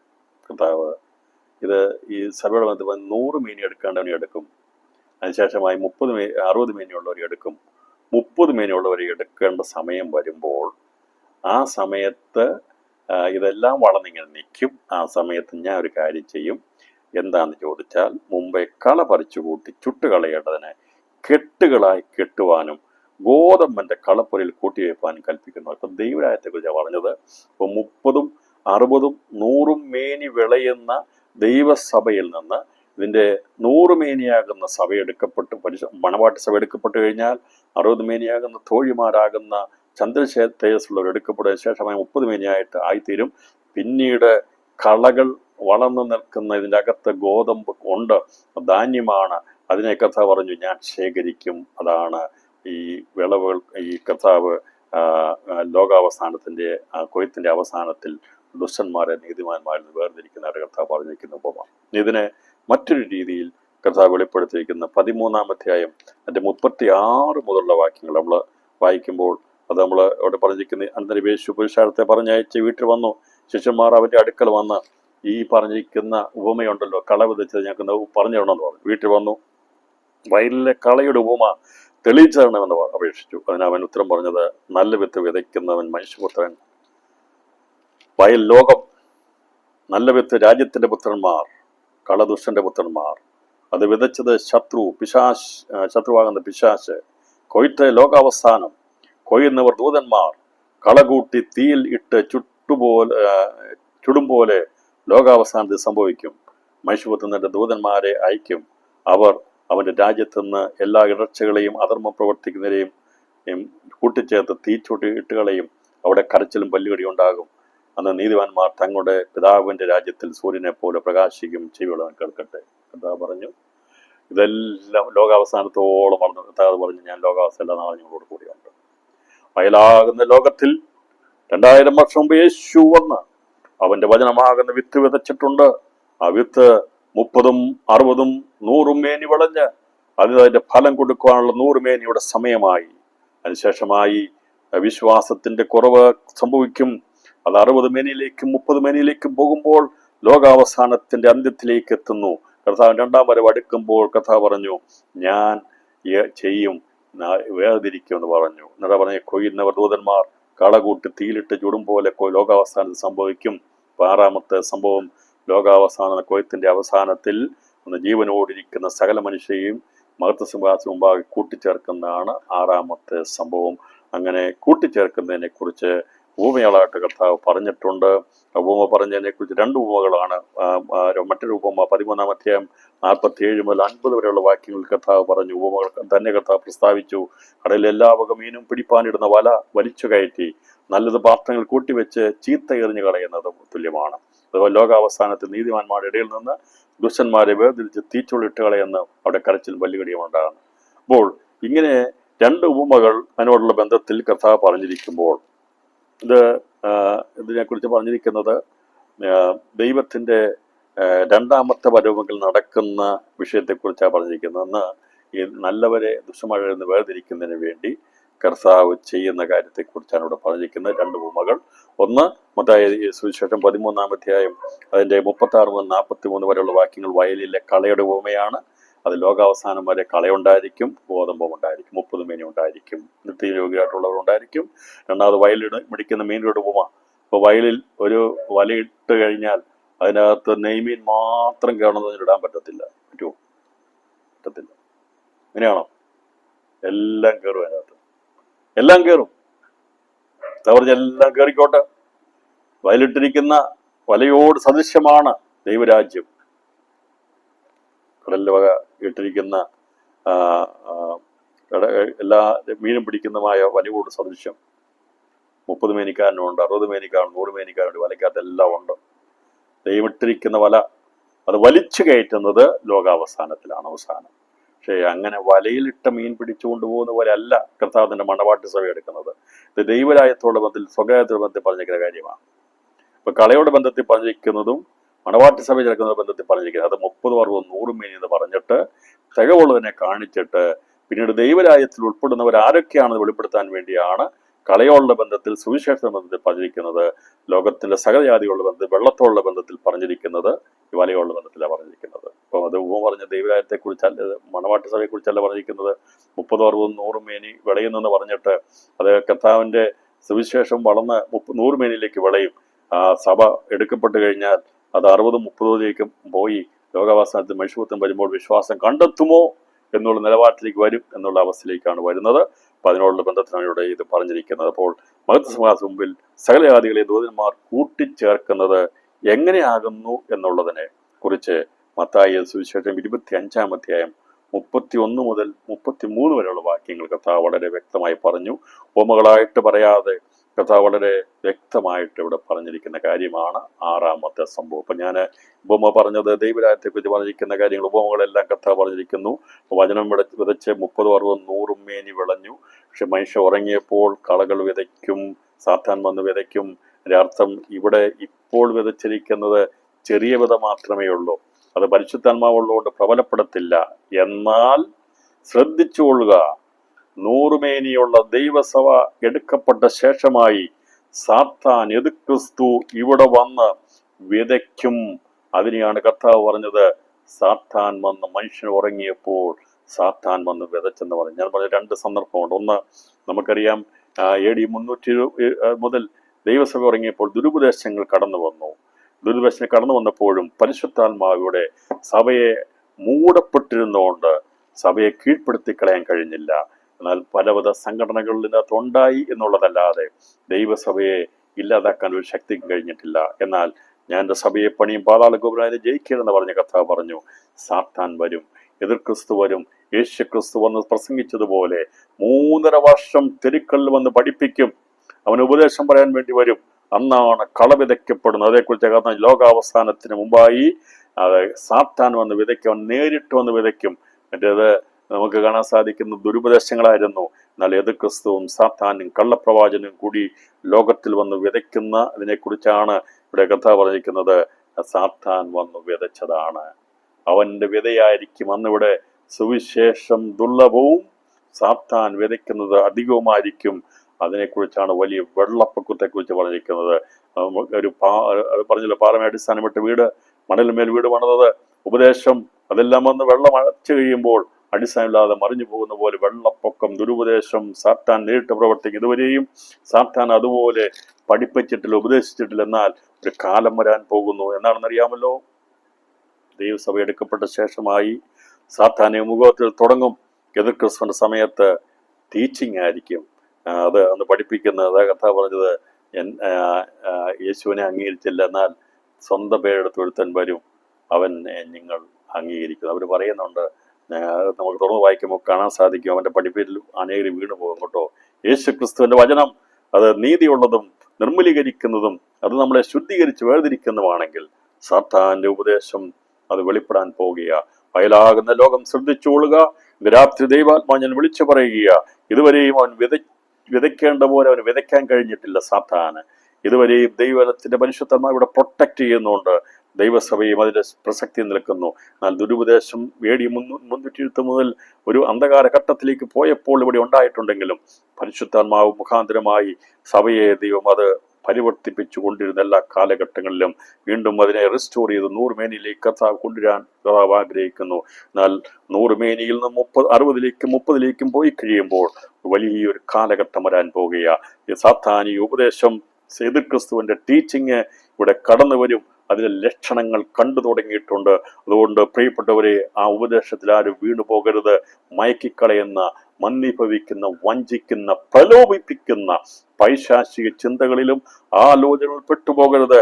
കർത്താവിന്റെ വചനം മാത്രമേ ഉള്ളൂ നിർമ്മലമായിട്ടുള്ളത്.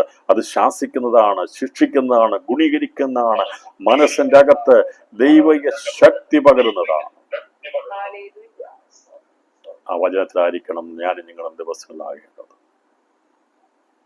ഈ ഒരു കാലം വരാൻ പോവുകയാണ്. അതെ, പ്രലോഭിക്കുന്ന, വഞ്ചിക്കുന്ന, എല്ലാത്തിനും സ്വാതന്ത്ര്യം കൊടുക്കുന്ന യേശു കർത്താവ് എന്തെല്ലാം പറഞ്ഞുവോ അതിന് നേരെ വിരുദ്ധമായിട്ടുള്ള ഒരു ലോകം വരാൻ പോവുകയാണ്. നമുക്കറിയാവുന്ന നിയമങ്ങളൊക്കെ മാറിക്കൊണ്ടിരിക്കുകയല്ലേ. പണ്ടൊക്കെ വിവാഹം കഴിച്ചവർക്ക് വീണ്ടും മറ്റൊരു സ്ത്രീയുമായിട്ടുള്ള അല്ലെങ്കിൽ പുരുഷനുമായിട്ടുള്ള ബന്ധങ്ങളെയൊക്കെ അതിനെ പാടില്ല എന്നുള്ളൊരു നിയമം സാമൂഹികമായിട്ട്, പക്ഷെ ഇപ്പം അതെല്ലാം മാറിക്കൊണ്ടിരിക്കുകയാണ്. ഇപ്പൊ എന്തിനും സ്വാതന്ത്ര്യം വന്നുകൊണ്ടിരിക്കുക. അത് തുടക്കങ്ങൾ മാത്രമാണ്. സാധാനിക ആശീർവാദത്തോട് എതിർ ക്രിസ്തുവോടെ ഭരിക്കുമ്പോൾ ഇവിടെ പാപത്തിനും മ്ലേച്ഛതയ്ക്കുമുള്ള ലൈസൻസ് ആയിരിക്കും. ഇന്ന് സാമൂഹികമായിട്ടുള്ള ചില ചുറ്റുപാടുകളൊക്കെ ഉണ്ട്, പക്ഷെ എന്നാൽ നിയമം മൂലം പലതിനെ തടഞ്ഞുകൊണ്ടിരിക്കുന്ന എടുത്തു കളയപ്പെടും. പുരുഷനും സ്ത്രീയും വിവാഹം കഴിക്കുന്നതിന് പകരം പുരുഷനും സ്ത്രീക്കും തമ്മിൽ വിവാഹം കഴിക്കുന്ന ബന്ധങ്ങൾ എല്ലാ പ്രകൃതി നിയമങ്ങളെയും മാറ്റുന്ന പലതും അത് പൊങ്ങിക്കഴിഞ്ഞ് ഉയർത്തെഴുന്നേറ്റ് കഴിഞ്ഞിരിക്കുക. സോദോമിക പാപം അത് ഉടലെടുക്കാൻ, അത് പൊങ്ങാൻ പോകുക. ലോത്തിന്റെ കാലം വരും എന്ന് പറഞ്ഞില്ലേ, നോഗയുടെ കാലം വരും എന്ന് പറഞ്ഞില്ലേ, അതെല്ലാം തെളിവാണ്. നോഗയുടെ കാലത്തിൽ തിന്നുക, അവര് വിറ്റും നട്ടും വിവാഹത്തിന് കൊടുത്ത് വിവാഹത്തിന് പോകുന്നതാണ് പറഞ്ഞിരിക്കുന്നത്. വിവാഹത്തോടുള്ള ബന്ധത്തിലുള്ള വിഷയങ്ങളായിരുന്നു. അതെല്ലാം കെട്ടഴിയപ്പെടാൻ പോകുക. ദൈവം കാണിച്ചിരുന്ന കുടുംബവസ്ഥ മാറിപ്പോകും. ലോത്തിന്റെ കാലം പോലെ സോദോമിക പാപം ഇവിടെ വരും. ഇതെല്ലാം സംഭവിക്കും. അത് സാത്താനിക ടീച്ചിങ്ങിന്റെ സമയമാണ്. എന്നാൽ വിശുദ്ധിയുടെ ഉപദേശമാണ് യേശുവിന്റെ ഉപദേശം, പരിശുദ്ധാത്മാവിന്റെ ഉപദേശം.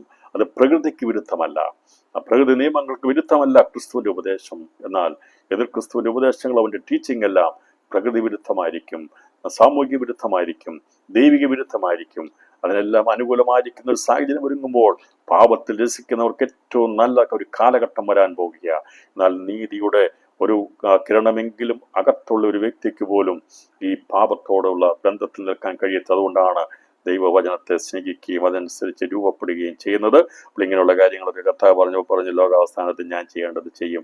എങ്ങനെ ചെയ്യുമെന്ന് ചോദിച്ചാൽ 6ാമത്തെ സംഭവം, കർത്താവ് മനുഷ്യത്വം വെളിപ്പെടുമ്പോൾ നടക്കുന്ന 6ാമത്തെ സംഭവം, ഈ ദൂതന്മാർ ഈ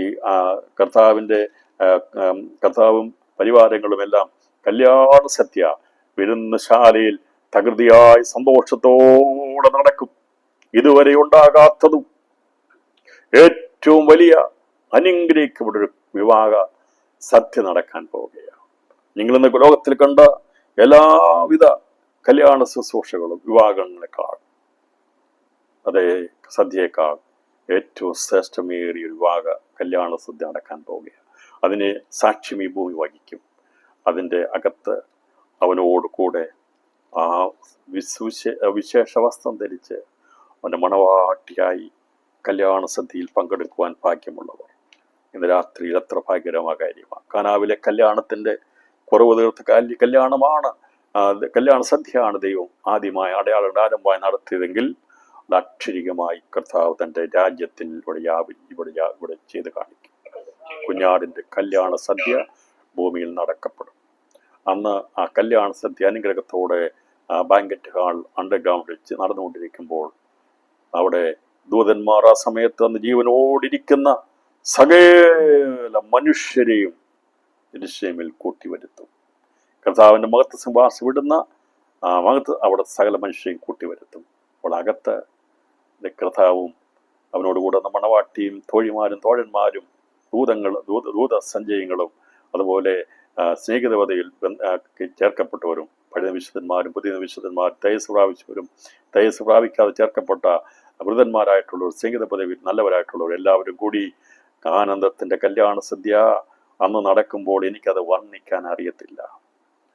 അതെങ്ങനെയായിരിക്കും നടക്കുന്നത്, അതെങ്ങനെയായിരിക്കും ഡെക്കറേറ്റ് ചെയ്തിരിക്കുന്നത്, അത് എന്തായിരിക്കും അന്നത്തെ വിഭവങ്ങളെന്ന് നമുക്ക് ആർക്കും അറിയാൻ കഴിയത്തില്ല. എന്നാൽ ഇതുവരെ ആരും കാണാത്ത, ഇതുവരെ ആർക്കും ഉണ്ടാക്കാൻ കഴിയാത്ത ഒരു അനുഗ്രഹിക്കപ്പെട്ട ഒരു സദ്യാവട്ടം ഒരുക്കുന്നുണ്ട്. അത് ഈ ഭൂമിയിൽ വെച്ച് നിറവേറപ്പെടും.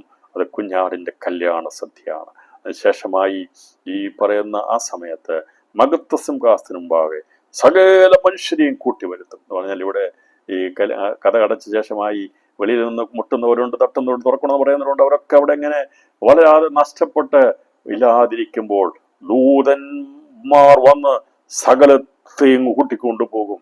കല്യാണ വിരുന്നശാലയുടെ വാതിക്കൽ മുട്ടിക്കൊണ്ട് കേഴിഞ്ഞ് കരയുന്നവരുണ്ട്. കർത്താവ് ഞാൻ നിങ്ങളെ അറിയുന്നില്ല, പൊയ്ക്കോ എന്ന് പറഞ്ഞ് മാറ്റിവിടുമ്പോൾ അവിടെ കിടന്ന് തലതല്ലി കരയുന്നവർ കാണും. പക്ഷേ എല്ലാറ്റിനെയും കൂട്ടിക്കൊണ്ടെന്ന് മഹത്വ സിംഹാസനം ഭാഗം നിൽക്കും. ഇന്ന് രാത്രി ഞങ്ങൾക്ക് അത് കാണാൻ സാധിക്കുമ്പോൾ അത് ലോകാവസാനത്തിൻ്റെ 6ാമത്തെ സംഭവമായി മനുഷ്യപുത്രൻ വെളിപ്പെടുന്ന നാളിൽ കല്യാണ സദ്യ അകത്ത് വളരെ സന്തോഷകരമായി ആനന്ദത്തോടുകൂടി മണവാളനും മണവാട്ടിയും പരിവാരങ്ങളും സന്തോഷിക്കുമ്പോൾ മറുഭാഗത്ത് രക്തത്തിൻ്റെ ഒഴുക്കും അതുപോലെ തന്നെ ഹർമുദോൻ ഫീൽഡിൽ കാട്ടുമൃഗങ്ങൾ മാംസബുക്കുകളായ പക്ഷികളെല്ലാം തിമിർക്കുന്ന ഒരു വലിയ സദ്യ അവർക്ക് വേണ്ടി ഒരുക്കിയിട്ട് 2 സദ്യകൾ നടക്കുകയാണ്.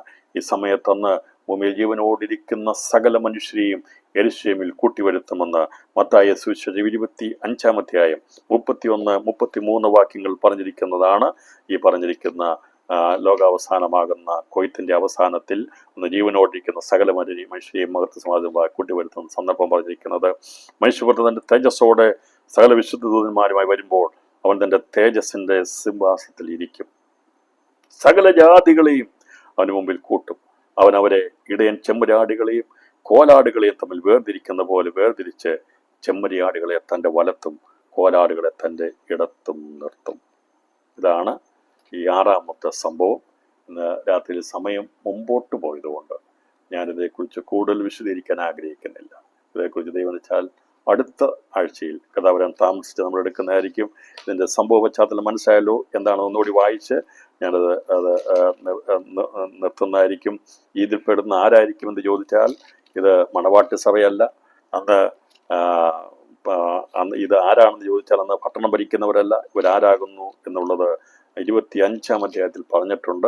25-ാം അധ്യായത്തിൽ പറഞ്ഞിരിക്കുന്ന ഇപ്രകാരമാണ്. ഇതിൻ്റെ 34-ാം വാക്യം. എന്നാൽ രാജാവ് തൻ്റെ വലത്തുള്ളവരോട് അരുളിച്ചെയ്യും, എൻ്റെ പിതാവിനാൽ അനുഗ്രഹിക്കപ്പെട്ടവരെ വരുവിൻ, ലോകസ്ഥാപനം മുതൽ ഞങ്ങൾക്കായി ഒരുക്കിയിരിക്കുന്ന രാജ്യം അവകാശമാക്കിക്കൊള്ളുവീൻ. ഇപ്പം ദൈവരാജ്യം അവകാശമാക്കിക്കൊള്ളുവാൻ ധാന്യമാകുന്ന 30 മേനിയാകുന്ന അന്ന് തിരഞ്ഞെടുക്കുന്ന അവരെയാണ് നീതിമാന്മാരായിട്ട് ദൈവരാജ്യത്തിലേക്ക് പ്രവേശിക്കുന്നത്.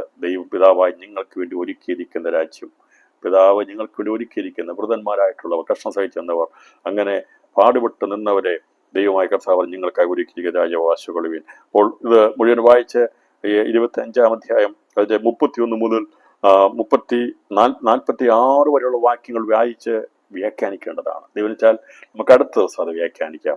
പശ്ചാത്തലം മനസ്സിലായല്ലോ, ഉപമകൾ മനസ്സിലായല്ലോ. ദൈവരാജ്യത്തെക്കുറിച്ച് പറഞ്ഞ ഉപമകൾ ചെറുതായ കാര്യങ്ങളല്ലല്ലോ. 30, 60, 100 മേനി എന്താണെന്ന് രാത്രി ഞാനത് വേഗത്തിൽ വേണമെങ്കിൽ പറഞ്ഞ് ഈ ഭാഗം കൊണ്ട് തീർക്കാമായിരുന്നു. പക്ഷേ ഉപമകളുടെ പ്രസക്തി എന്താണ്, കർത്താവിൻ്റെ 2ാമത്തെ വരവുമായിട്ടുള്ളത് എന്നതിനെക്കുറിച്ചാണ് കഴിഞ്ഞ 2 ദിവസങ്ങൾ നമ്മൾ ചിന്തിച്ചുകൊണ്ടിരിക്കുന്നത്. അങ്ങനെ ഉപമകളെല്ലാം വായിച്ച് പഠിച്ചാൽ അതിൻ്റെ അകത്തെല്ലാം മറിഞ്ഞിരിക്കുന്ന കാര്യങ്ങൾ മനസ്സാകും. രാത്രി ഇത് മനസ്സായെങ്കിൽ അത് നമുക്കതിൻ്റെ എങ്ങനെ നടക്കുന്നു, അതിൻ്റെ സന്ദർഭങ്ങൾ 1, 2, 3, 4, 5, 6ാമത്തെ സന്ദർഭം വരെ ദൈവാത്മാവ് വ്യക്തമായി വെളിപ്പെടുത്തുന്നില്ലേ.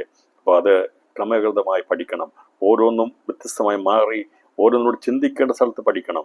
അങ്ങനെ ചിന്തിച്ച് പഠിക്കാൻ വേണ്ടിയാണ് കർത്താവ് ഉപമകളെ തന്നിരിക്കുന്നത്. ഇതിനോടുള്ള ബന്ധത്തിൽ ഉപമകൾ ഇതിനോട് ബന്ധപ്പെട്ട് പഠിക്കുമ്പോൾ വളരെ വ്യക്തമായി തീർന്നുണ്ട്. കടലിലിട്ടിരിക്കുന്ന വല പൊക്കിയെടുക്കുന്ന ദിവസം സകലവിധ മീനും പിടിക്കുന്നത് പോലെ അന്ന് എല്ലാറ്റിനെയും കൂട്ടി വെള്ളത്തിൽ നിന്ന് സകല ജാതികളെയും കർത്താവിന് മുമ്പിൽ കൂട്ടി വരുന്നത്. അതാണ് പറഞ്ഞത്, മനുഷ്യത്വം വരുമ്പോൾ അവൻ തന്റെ തേജസ് വാസിരിക്കും, സകല ജാതികളെയും അവന്റെ മുമ്പിൽ കൊണ്ടു പറഞ്ഞാൽ ഓൾ നേഷൻസ്. ഇന്ന് സുവിശേഷം എല്ലാ ലോകത്തിലും അയക്കുകയാണ്. ഇതിൻ്റെ അകത്ത് പെടുന്നവരുണ്ട്, പെടാത്തവരുണ്ട്. ഒരു ദിവസം ഇത് വലിച്ചു കയറ്റും. അന്ന് വലിച്ചു കയറ്റുമ്പോൾ അവിടെ വരുന്നതിൽ സകലത്തെയും കൂട്ടി ദൈവസന്നിധിയിൽ വരുത്തുമ്പോൾ പറഞ്ഞിരിക്കുന്നത് എല്ലാവരെയും കൂട്ടി വരുത്തും. അവിടെ ദൂതന്മാർ കൂട്ടി വരുത്താനേ അറിയത്തുള്ളൂ. അവർക്ക് ഇടത്തും വലത്തും തിരിക്കാൻ അറിയത്തില്ല. പക്ഷെ എന്നാൽ വൃതന്മാരെ ചേർത്തപ്പോൾ എന്താ ചെയ്തത്? ദൈവം വന്ന് തന്റെ വചനം വാങ്ങുന്ന അരിവാളയച്ചവരെ ചേർത്തു. ദൂതന്മാർ പോയി അവരെ കൂട്ടിക്കൊണ്ടുവന്നു. ഈ ഏദോമിലുള്ളവർ ആരാണെന്നോ വംശത്തിലുള്ള ആരാണെന്നോ ദൂതനറിയത്തില്ല. പക്ഷേ കോങ്കത്തി അയച്ച് ദൈവം അവരെ വേർതിരിച്ച് നിർത്തി അവരെ കൂട്ടിക്കൊണ്ട് ചക്കിലിട്ടു. ഈ മൂന്നാമത്തെ സംഭവം നടക്കുമ്പോൾ ഇവിടെ ഒരു കത്തിയും അയക്കുന്നില്ല, അരിവാട് അയക്കുന്നില്ല, കോങ്കത്തി അയക്കുന്നില്ല. കർത്താവ് പറഞ്ഞു ലോകത്തിൽ പോയ സകല മനുഷ്യരെയും കൂട്ടിക്കൊണ്ടുവരാൻ പറഞ്ഞു. മനസ്സിലായോ? കാര്യങ്ങൾ പിടികിട്ടിയോ? കാര്യങ്ങൾ മനസ്സിലായോ? എല്ലാത്തിനെയും വ്യത്യസ്തത മനസ്സിലായോ? അന്ന് ജീവനോടിരിക്കുന്ന സകല മനുഷ്യർ എല്ലാ നേഷൻസിനെയും കർത്താവിന്റെ സിംഹാസനം മുമ്പാകെ അവിടെ കൊണ്ട് അവർ ചേർക്കും. പക്ഷേ സിംഹാസനത്തിൽ ഇരിക്കുന്നവനെ അറിയത്തുള്ളൂ ആരാണ് കോലാട്, ആരാണ് ചെമ്മരിയാടെന്നുള്ളത്. അത് തീരുമാനിക്കാൻ മനുഷ്യനറിയത്തില്ല, അത് തീരുമാനിക്കാൻ ദൂതനറിയത്തില്ല, അത് തീരുമാനിക്കാൻ മണവാട്ടിക്കറിയത്തില്ല. ന്യായം വിധിക്കാനുള്ള അധികാരം തരും. പക്ഷേ വേർതിരിക്കേണ്ടത് മനുഷ്യനല്ല, ദൈവമാണ്. നമ്മളവരെ ന്യായം വിധിക്കും. പക്ഷേ വേർതിരിക്കേണ്ട മുഴുവൻ ഉത്തരവാദിത്വവും വചനമാകുന്ന ദൈവത്തിലാണ്, ക്രിസ്തുവിലാണ് അധിഷ്ഠിതമായിരിക്കുന്നത്. ഇന്ന് രാത്രിയിൽ ഇത് സന്ദർഭം മറന്നു കളയാതെ മനസ്സിൻ്റെ അകത്ത് സൂക്ഷിച്ചു വെക്കുക, ഹൃദയത്തിൽ സൂക്ഷിച്ചു വെക്കുക. അന്ന് ഞാനും നിങ്ങളും കർത്താവിനോട് മഹത്വ സംഭാഷിച്ചിരിക്കും. അതേക്കുറിച്ചുള്ള കാര്യങ്ങൾ ദൈവം വെച്ചാൽ നമ്മൾ ചിന്തിക്കുന്നതായിരിക്കും. ഇപ്പോൾ ഇത് 6ാമത്തെ സംഭവത്തിന്റെ പശ്ചാത്തലം മനസ്സിലായല്ലോ. എന്താണ് കള, എന്താണ് എല്ലാം മീൻ പിടിക്കുന്ന വല, ഇതെല്ലാം എപ്പോഴാണ് വലിച്ചു കയറ്റുന്നത്? ലോകാവസാനത്തെങ്കിൽ കഥ പറഞ്ഞു ഇപ്പോഴൊന്നും ചെയ്യണ്ട, അതേ അതിന്റെ സമയത്ത് ഞാൻ ചെയ്തു കൊള്ളാമെന്ന്. രാത്രി ഞാൻ ഈ വചനത്തിന് വിരാമം ഇടാൻ പോവുകയാണ്. അത് വലിയൊരു കള വിതയ്ക്കാൻ പോവുകയാണ്. വചനം വിതയ്ക്കുന്ന ഈ ഭൂമിയിൽ ഇപ്പോൾ ദൈവവചനമാണ്, സത്യവചനമാണ്. ആര് പ്രസംഗിച്ചാൽ, ഏത് മതങ്ങൾ പ്രസംഗിച്ചാലും പ്രസംഗിക്കുന്നത്. പക്ഷേ വിരുദ്ധമായി ഈ കള വിതയ്ക്കാൻ പോകുന്ന ഒരു കാലം വരാൻ പോകുന്നു. ശത്രു വന്ന് കള വിതയ്ക്കാൻ പോവുക. അതിന് മുമ്പായി പരിശുദ്ധാത്മാൻ ഒരുക്കപ്പെടുവാൻ ദിവസമായിട്ട് അന്ന് ദൂതന്മാർ ചോദിക്കും, പറിച്ചു കളഞ്ഞോട്ടെ, ഇതിനെ വെട്ടിക്കളയട്ടെ, ഇല്ലാതാക്കി കളയട്ടെ, ഉപദേശത്തെ ഇല്ലാതാക്കി കളയട്ടെ, വല്ലാതെ ഞെരുക്കുന്നല്ലോ, വല്ലാതെ ബുദ്ധിമുട്ടിക്കുന്നല്ലോ, വൃതന്മാർ പോലും ഇല്ലാതാകല്ലോ എന്ന് പറയുമ്പോൾ കർത്താവ് പറയും വേണ്ട, വളർന്നു കഴിഞ്ഞ് ഇപ്പം അതൊക്കെ ചെറിയ കാര്യങ്ങളാണ്. പക്ഷേ ഈ 3.5 വർഷമാണ് എതിർക്രിസ്തുവിന്റെ വണ്ണത്തിലാണ് ഏറ്റവും വലിയ സംഭവം ഉണ്ടാകുന്നത്. അന്ന് അവർ ചോദിക്കും പറിച്ചു കളയേണ്ട, വളർന്നോട്ടെന്ന് പറയും. വളർന്നു വരുന്ന ആ സാഹചര്യത്തിൽ ഇതിനെ കളയും. എല്ലാം ഒരുപോലെ നിൽക്കുമ്പോൾ, ഗോതമ്പ് നിൽക്കുമ്പോൾ കർത്താവ് പറയും ആദ്യം ഈ കളയെല്ലാം പറിച്ചു കൂട്ടാൻ പറയും. അങ്ങനെ എല്ലാത്തിനെയും കൂട്ടിക്കൊണ്ടുവന്ന് ആദ്യം കണ്ടല്ലോ, ആദ്യം കളയുന്ന ഏതിനെയാണ്? കള വിതച്ച എതിർക്രിസ്തു, കള്ളപ്രവാചകൻ. അവരെ രണ്ടുപേരെയും അഗ്നിനരകത്തിലേക്ക് തള്ളിക്കളയും. അവനാണ് വിതച്ച് നടന്നത്. അതിന്റെ പുറകിൽ പ്രവർത്തിച്ച സാത്താനാകുന്ന അവനെ ആ രാഷ്ട്രത്തലവനെ അവനെ ചങ്ങലക്കിടും 1000 ആണ്ട് വർഷത്തേക്ക്. വിതച്ച് നടന്ന, ഉപദേശം പറഞ്ഞ, കള്ളപ്രവചനം നടത്തി മനുഷ്യനെ വഞ്ചിച്ചു കൊണ്ട് നടക്കുന്ന, ഇന്ന് അതിൻ്റെയൊക്കെ ഒരു നിഴൽ മാത്രമേ ഉള്ളൂ കേട്ടോ. ആരെങ്കിലും വഞ്ചിക്കുന്ന, നിന്റെ കയ്യിലെ പൈസ മോഷ്ടിച്ചു വാങ്ങിക്കാൻ വേണ്ടിയോ എന്തെങ്കിലും കാര്യത്തിന് വേണ്ടിയോ ഉപദേശമോ കാര്യങ്ങളുമായിട്ട് വന്നാൽ വിശ്വസിക്കരുത്. അങ്ങനെയുള്ള ഉപദേശമല്ല വേണ്ടിയത്, നിർമ്മലമായ സുവിശേഷമാണ്. ഇതിൻ്റെ ചാറ്റമഴയൊക്കെ ഉള്ളു കേട്ടോ. നല്ല ഉപദേശത്തെ മുഴുവനും കടപിഴുക്കി കളയക്കത്ത രീതിയിൽ സാത്താൻ വന്ന് കള വിതയ്ക്കും. അത് സാത്താനിക രൂപത്തിലിട്ട് തുടങ്ങും. എതിർക്രിസ്തുവിന്റെ ഭരണസമയത്ത് അതിന്റെ മൂർധന്യാവസ്ഥയായിരിക്കും. അന്ന് ദൂതന്മാർ ചോദിക്കും, ഞങ്ങൾ പോകട്ടെ, ഈ ദുഷ്കർമ്മം പെരുകുന്നല്ലോ. നീ പണ്ട് അവിടെ തീ അയച്ചതല്ലേ, സ്വതം നശിപ്പിച്ചല്ലേ, അതുപോലെ ഞങ്ങളെ അനുവദിച്ചാൽ പറിച്ചു കളയാം, ഇതിനെ ഇല്ലാതാക്കി കളയാന്ന് പറയുമ്പോൾ കർത്താവ് വളർന്നോട്ടെ. അന്ന് കർത്താവ് വളർന്നോട്ടെ, എനിക്ക് ഇത് പറിച്ചു കളഞ്ഞാൽ അവിടെ നിൽക്കുന്നതിൻ്റെ അകത്ത് നല്ലവരും കൂടെ പോകും, അതുകൊണ്ട് വളർന്നോട്ടെന്ന് പറഞ്ഞ് അവർ അനുവദിക്കാതെ ലോകാവസാനത്തിൻ്റെ അവസാനത്തെങ്കിൽ ദൈവം എന്ത് ചെയ്യും? കള പറിച്ചു കൂട്ടി വെക്കുന്നതാണ്. കള പറിച്ചു കൂട്ടി നിത്യത്തിര തള്ളിക്കളയുന്ന ഉപമ പറഞ്ഞതിൻ്റെ കാര്യമാണ് ഇവിടെ നടക്കാൻ പോകുന്നത്. ഇതെല്ലാം സംഭവിക്കുമ്പോൾ അവനോടുകൂടെ അവൻ്റെ മഹത്വ സിംഹാസനത്തിൽ ഇരുന്ന് ജാതികളെ ന്യായം വിധിപ്പാനുള്ള അധികാരം ദൈവം നമുക്ക് നൽകും. കർത്താവ് പറഞ്ഞു, ശിഷ്യന്മാർ പറഞ്ഞു, നിങ്ങൾ ഇസ്രായേൽ ഗോത്രങ്ങൾ 12 ന്യായം വിധിക്കും. ലോകത്തെ ന്യായം വിധിക്കാനുള്ള അധികാരം ദൈവം ജാതികളായിരിക്കുന്ന അപ്പോസ്തലന്മാർ ആയിരിക്കും നമുക്ക് തന്നിരിക്കുക. അപ്പോൾ കർത്താവിനോടുകൂടി ആരൊക്കെ ഇരിക്കും ന്യായം വിധിക്കും എന്നുള്ളത്, ന്യായവിധിയെക്കുറിച്ച് ശരിക്കും പഠിക്കണം. കാരണം അനേക സംശയമുള്ള വിഷയമാണ് ഇത്. ആരാണ് പുനരുത്ഥാനം പ്രാപിച്ചതാണോ അല്ലയോ എന്നൊക്കെ സംശയമുണ്ട്. പക്ഷെ ഇന്ന് രാത്രിയിൽ പഠനത്തിൽ നിന്ന് മനസ്സിലായല്ലോ, ഇത് പുനരുത്ഥാനം പ്രാപിച്ചതല്ല, സകല മനുഷ്യരിൽ ജീവനോടിരിക്കുന്ന സകലരെയും കൂട്ടിവരുത്തുന്നതാണ്. അവരെ മഹത്വ സിംഹാസനം കൂട്ടിവരുത്തും.